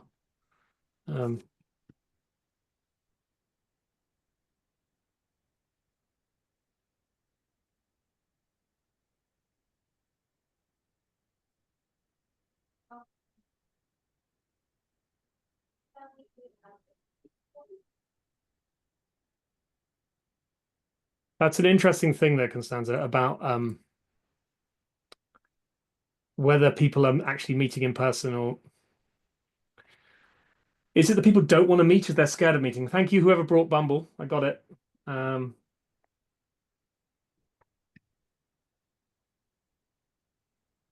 hope I'm not going to get in any trouble for adding all these logos.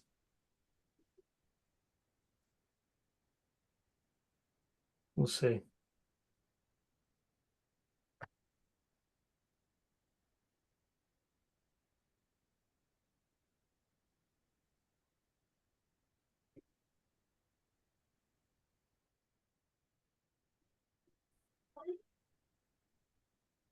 If you previously used things, previously used total disaster, whoever the visiting person is. Yeah, I got myself off these things. Anyway, I'm just. So what we're interested in here, or what I'm interested in here, is our relationship, I suppose, with platforms. Have any of you read The Age of Surveillance Capitalism? Seeing a nod from Yura. Sorry, no, I'm pronouncing it like you're a French region rather than a Lithuanian person. Lucy is seeing a nod from as well. Okay. Anyway, I'm just putting these all in together, and we'll see if anyone goes to them. And can I say, whoever it is putting in the sort of amusing comments, thank you. That's partly what I'm here for. Because in the amusement around this stuff is some of the truth. I imagine this is, what time does this call finish? Got another half hour, right? Something like that, maybe slightly less. This has started being populated. I'd love if people, I mean, I'm looking forward to, is Ananya? I haven't seen Ananya anywhere. I haven't seen them. Just looking for the people. Hi. Hello. I didn't see you. You're right down the bottom with your camera off. Hello from it.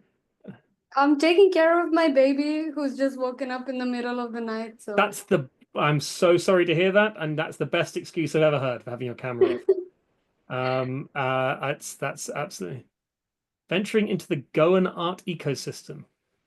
Okay, loving all of this. Thank you. And you're the butterfly. Fantastic. Look, I'm looking forward to whoever's Lucy with the garbage pail kids. Fantastic, brilliant. Classic. If you don't know what that is, educate yourself. That's a deep cut. Rob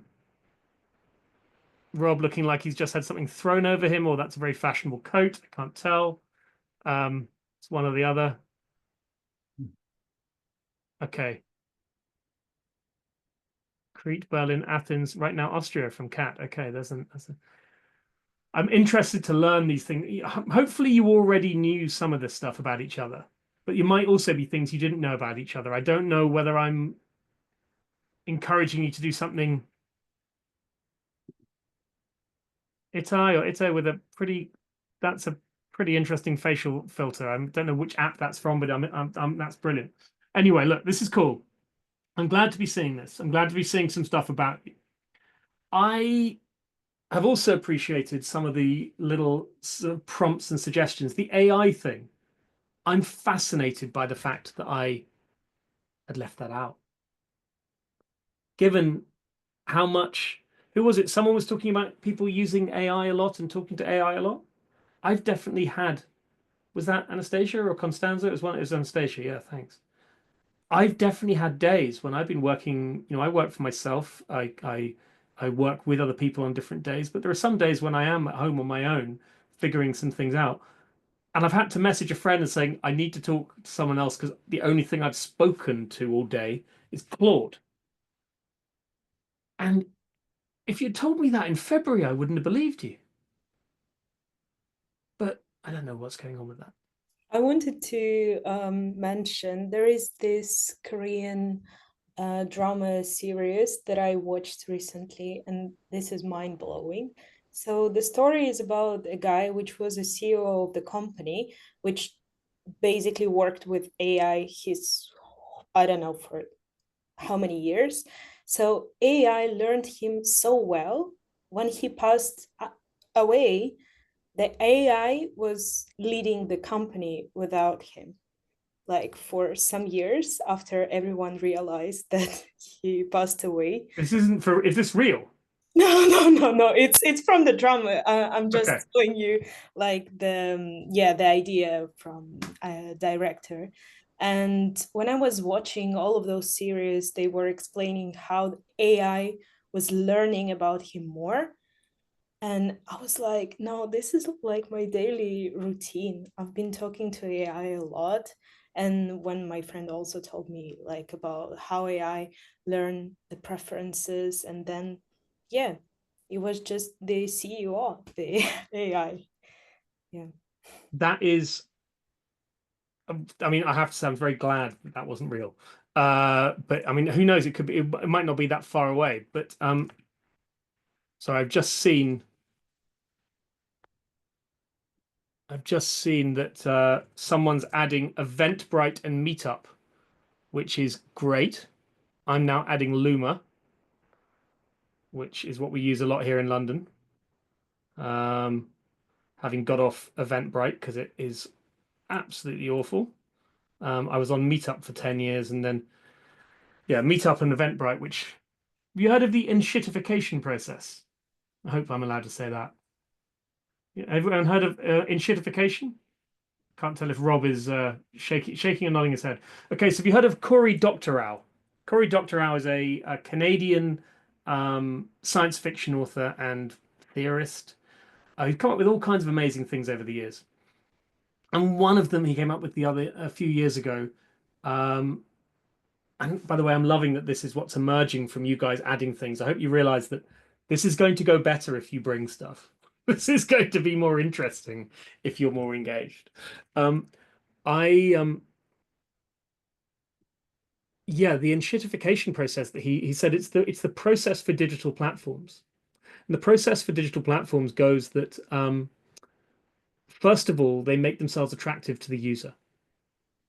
And they make themselves the place that you want to go. It's the cool place to be. All of your friends go there. Gradually, everyone is there. Gradually, you're using them for everything, right? Then they make themselves attractive for the businesses. So they say, well, all of the users are here now, so let's get all of your businesses here on our platform as well, so that we become the intermediary between the users and the business. Then once they've got the users and the business in the platform, that's when they start making money for their shareholders, because that's when they start making the the experience for the users and the businesses, they start in shitifying it. They make it more shit in order to get more value because they've captured that sector. This is the way that Airbnb has worked. This is the way that I feel like I'm sounding more militant than I mean to.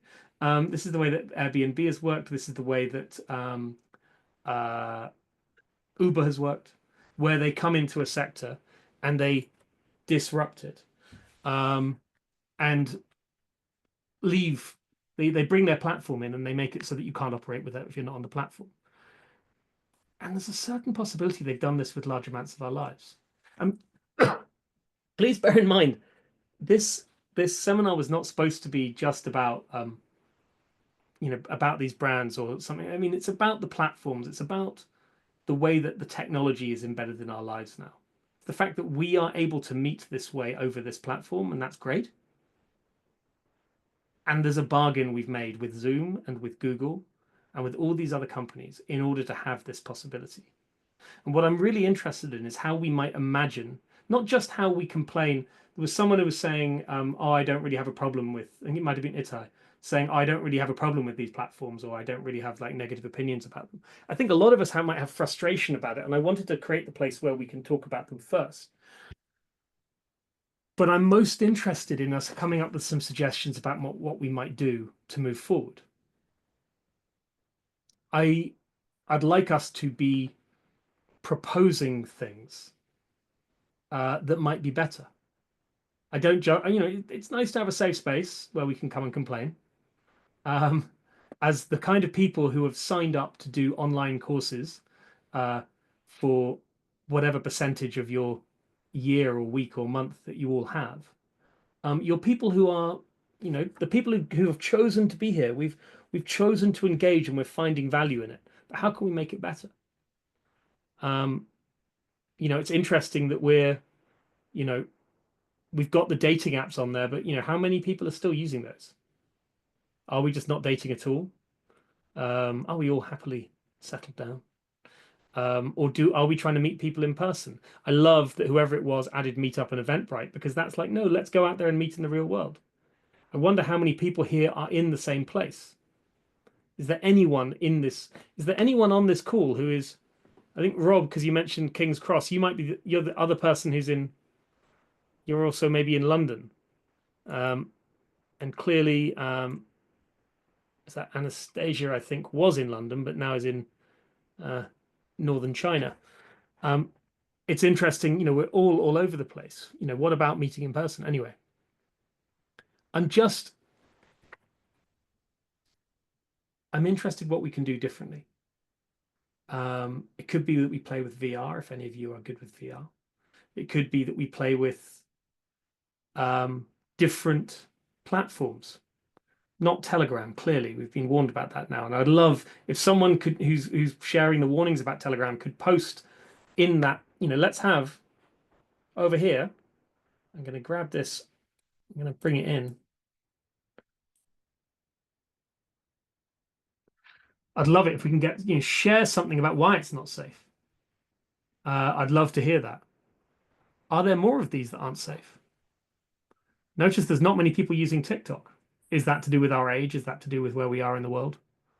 Still fascinated no one's using Twitch. I thought some people were using those all the time. So it's manipulative gambling style algorithm facilitating doom scrolling, adverts. Absolutely, Lucy. Instagram is framing everything in square 2D, even choreography. Taishu. I haven't seen Taishu. Is Taishu visible? Who's Taishu? Yeah, that's me. It's Itai. I was actually okay. just because you said something about the nicknames on YouTube, and I didn't realize if it's from here or from the mirror. But Taishu is Itai. Yeah, I was just like thinking about like I'm more connected to somatic practices and movement, and like if we're talking about TikTok and young generation, it's like everything is becoming very 2D, like the movements and this kind of like very the movement videos that everybody's following each other. Mm. Clearly how, yeah, it's very 2D and very flat. That's in. So you're talking about the videos on, and I see, by the way, that Lucy and Senza have got their hands up. I'll get to you in 1 second. That's really interesting. Say more about. So you're saying how they're following each other for movement, and you're relating that to which somat. Do you engage in somatic practices yourself? Yeah, not professionally. I'm just exploring with myself. Yeah, it's like kind of Buto. It's a Japanese movement practice and some other stuff. But so you can see it very clearly in TikTok and these kind of videos that everybody's following the same moves that somebody is starting, and then it's like a chain of chain reaction, I would say. But it's And then, flattened. yeah, like people are just like doing all this, like it's almost like a pantomime for me, you know. Yeah, and it's And you all can got see this it, sort of very casual, I'm not doing it very yeah. well. You can tell I don't TikTok, right? But Yeah, so that's what I had in mind when you said like to post more stuff about these apps. Interesting.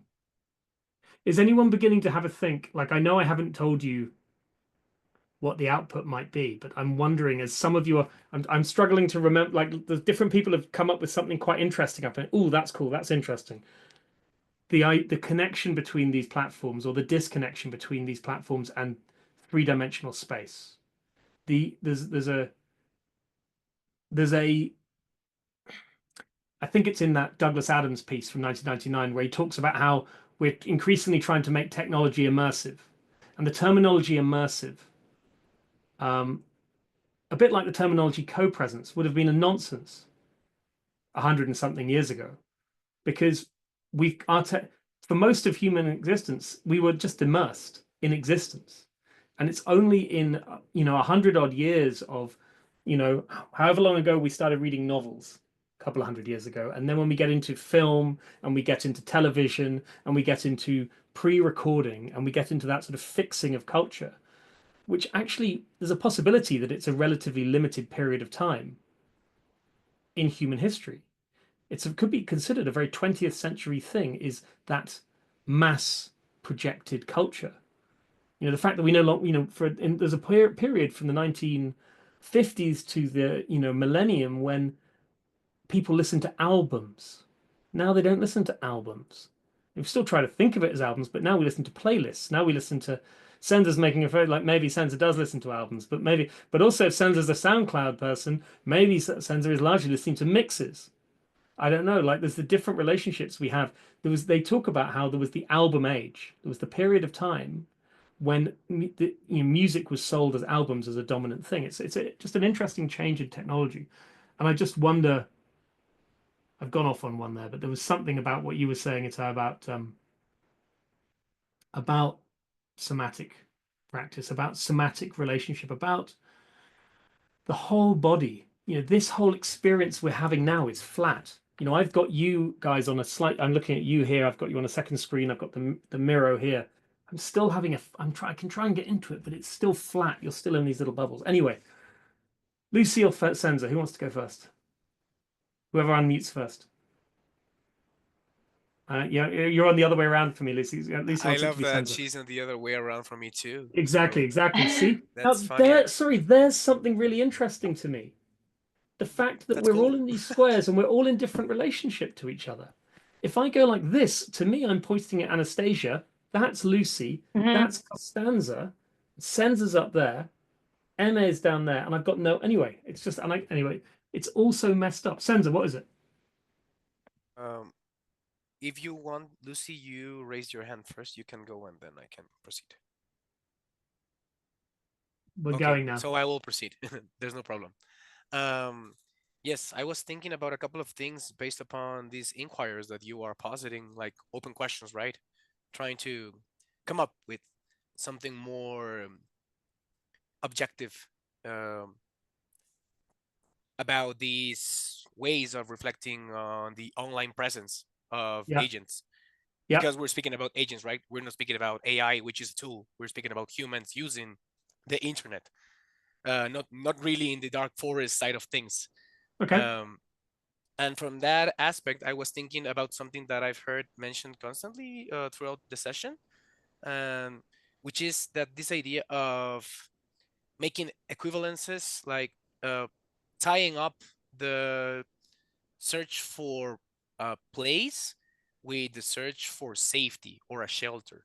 And even so, seeing this idea of safety like an axiom, like a principle, what we're looking for when being online. So I was thinking like an open question, right?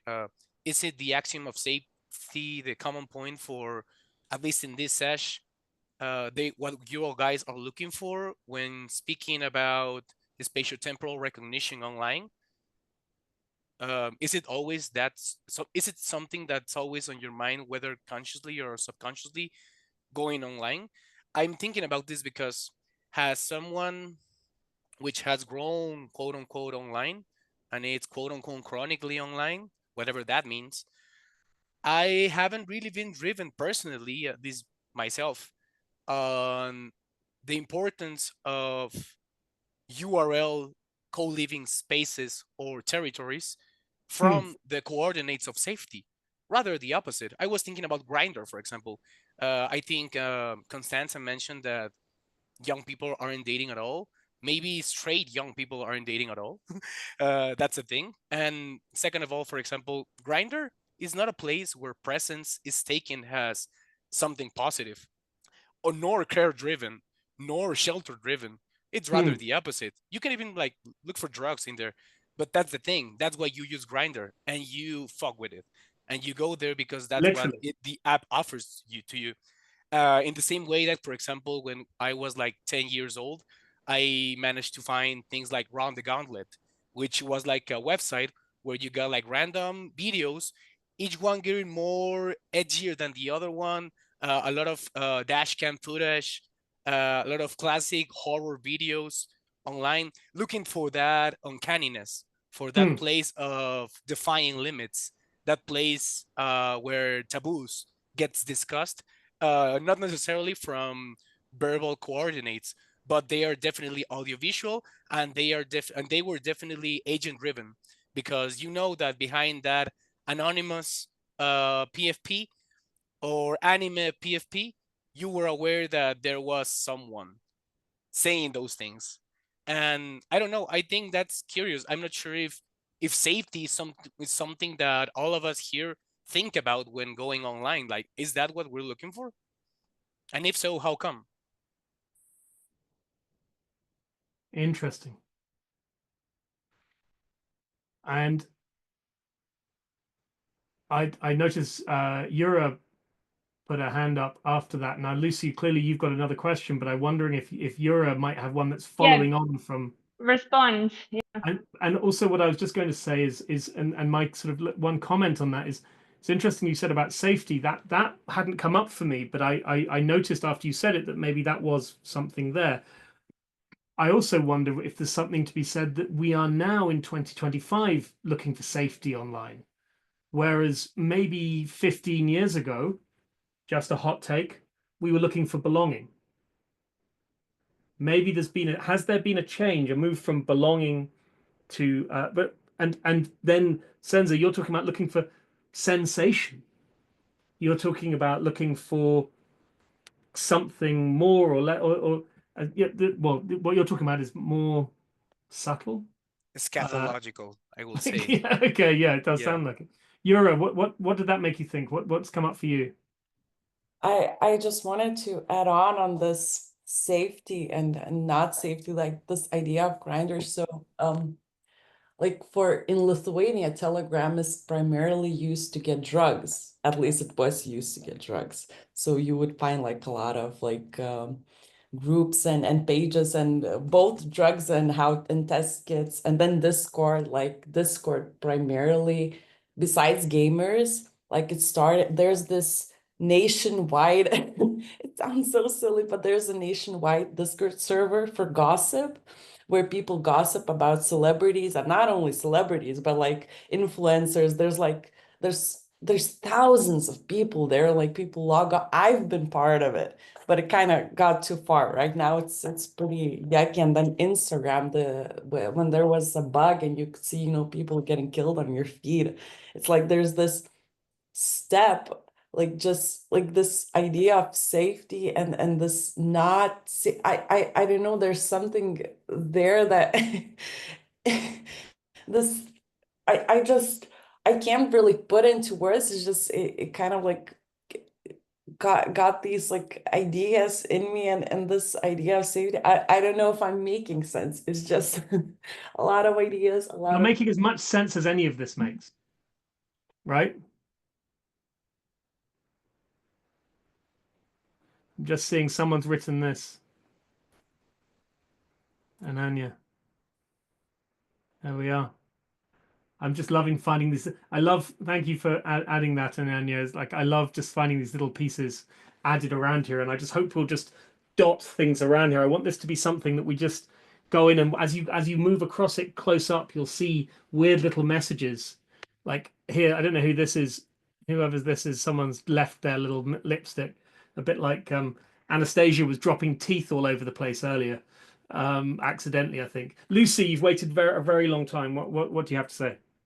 Oh, well, first of all, to respond to what Senza was saying, like, then I also was thinking about, you know, chat rooms, like the early chat rooms that for me, like, somehow had a real sense of risk and danger in a really weird sense that doesn't exist anymore for me in those spaces. And also like chat roulette, man, which I used to mess around with chat roulette for all kinds of really strange experiments. And it was such a, I don't know if it even exists anymore, but it was such a crazy I'm not going to go and look. a phenomena.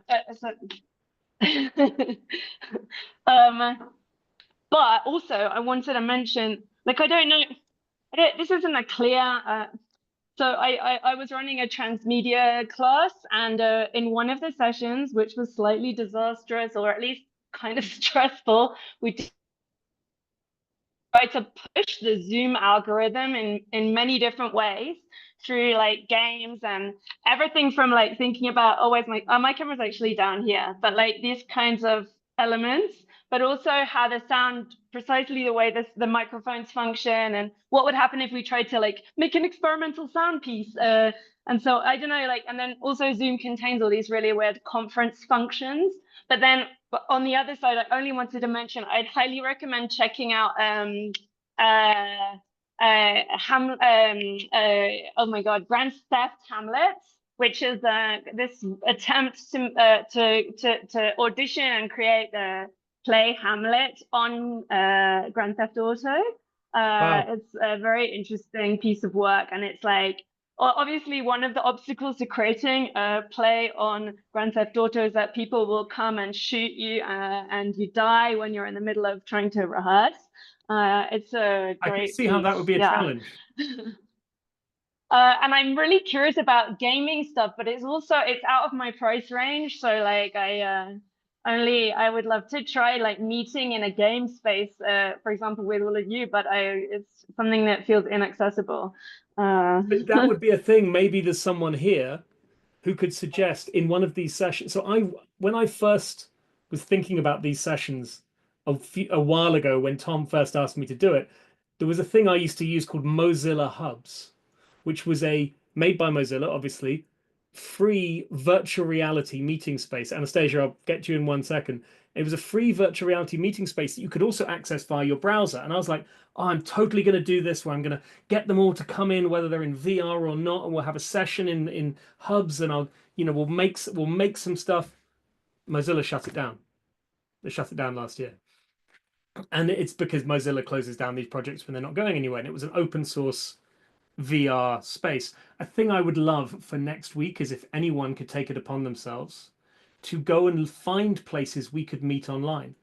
I want to really make it hard for whoever's if it's Monica again, whoever's moderating the Zoom, to figure out how to track all this. Because, right, where are we? We are meeting in some weird little Copresence thing, and we maybe try 3 or 4.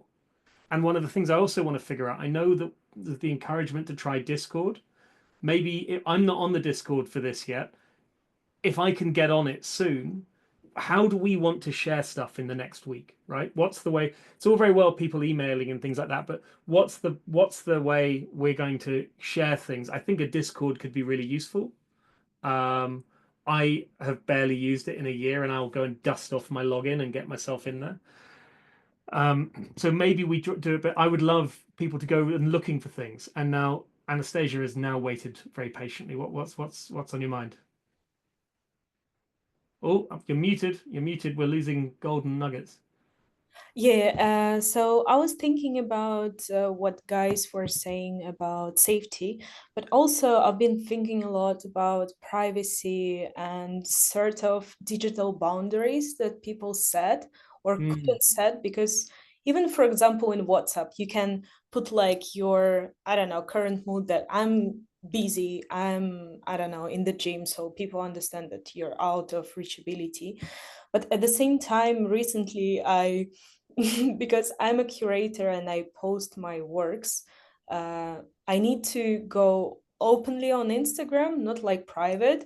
And for the first time, I received messages from strangers or connected with artists which I've never met in my life. But then this moment of setting the personal boundaries, how you're actually okay to connect, and how Instagram is like, what's the point of view from your perspective on me, well, while you cannot, I don't know, listen to me or see me, I don't know, moving my hands or pushing the boundaries, and what is the right greeting, what is the wrong greeting. And now, for example, on Instagram, you can see the pronunciations like, but at the same time, where is the set of boundaries is gonna demolish, and maybe the next generation are gonna be better in digital presence rather in personal presence, and how our personality changes from one perspective to another, and how people see each other when they meet online and then they meet in person, or the other way around, when they meet in person and then they see their social media profiles and they see, oh, that's a completely different person. Yeah. That's interesting. That is a thing I find fascinating. There are some people who I, have met online.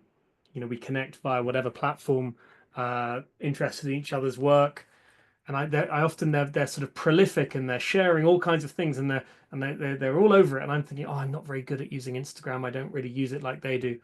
And I meet them in person, and they're so quiet. And I talk a lot in person. Don't talk a lot online. But they talk a lot online and they don't talk a lot in person. That's fascinating.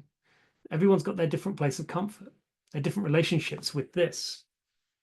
And also what I was fascinated when you said it, Anastasia, was I'm wondering also when you're getting these people contacting you and when you're curating, and you might be in different countries, and there's different things which are considered normal in different countries. One of the things that I haven't mentioned in this session, I had originally intended to, is proxemics, which is the science of studying how humans relate to each other in terms of distance. And one of the main things I'll share in the thing I really have to send, which is the reading list, a sort of proxemics 101. And actually what the 101 from MIT did a little proxemics 101 article, which is a good starting point. But mostly it talks about how close we stand to each other when we speak, how different cultures have a different sense of what is the right distance of personal distance.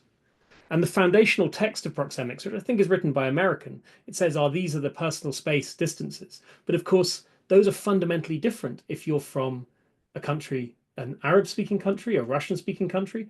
These cultures have different personal.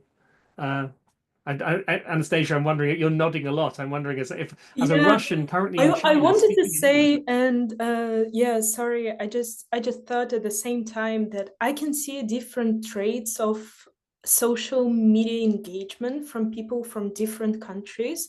The way, like the time, they can answer your message. For example, in some countries, it's not normal to see the message or post on social media while you leave someone on read. But in some countries, it's normal. For some people, it's okay because you're going to answer later. Maybe you're busy. But for some people, it's not okay, and they're bombing you with other messages, you know? So like all of this digital presence, I think it's a new layer of like human connections and relationships, or even like the dating apps. It's all, yeah, it's fascinating. Yeah, thank you for your comment. It's, yeah, I'm really interested in this as well. Well, Anastasia, thank you for engaging and saying that, because one of the things is I think we're coming to the end of our time. We are at the end of our time, basically, and I'm not even sure if we're over it, but thank you all for getting more into this in whatever way, whether it's speaking or it's adding comments on the boards. I'm interested in everyone's different learning style. I'm interested in everyone's different communication style. Whatever works for you, just use it, right? So if it's putting things on the board, putting things in a chat, although I haven't seen that recently, I need to get my screens right, or speaking up, whatever it is, whatever works. I'm interested in all of your perspectives, and whatever this is about. I've put some things out there, just a few, and you've sent some things back, and that's how we start figuring out what this is together. This is a collective endeavor. What I'd love you to do by this time next week, and we'll figure out hopefully soon whether it's going to be Discord or where we're going to share stuff, but anything you're thinking of, store it so that we can figure out where to share it.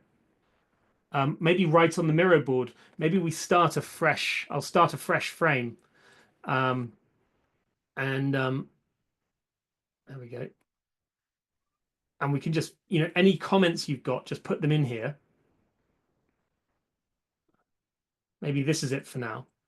And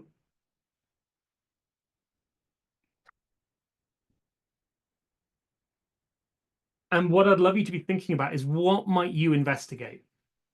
This is really open-ended. You are, I'm sure, as people who've signed up for the News Center, some of you, Senza might not be the only one who's very online.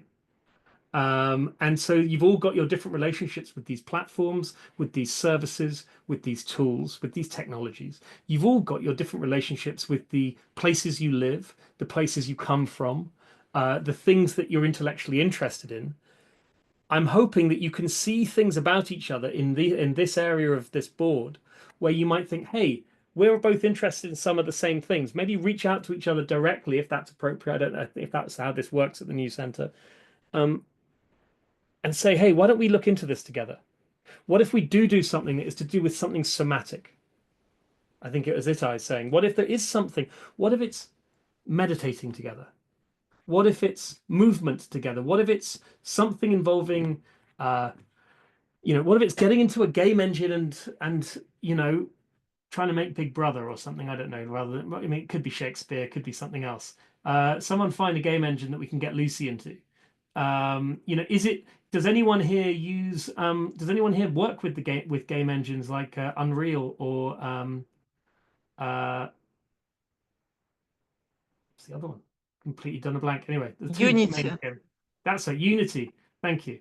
Maybe that means you do. I don't know. But let's get however you want to play with this. This is transmedia. This is multimedia. This is interdisciplinary.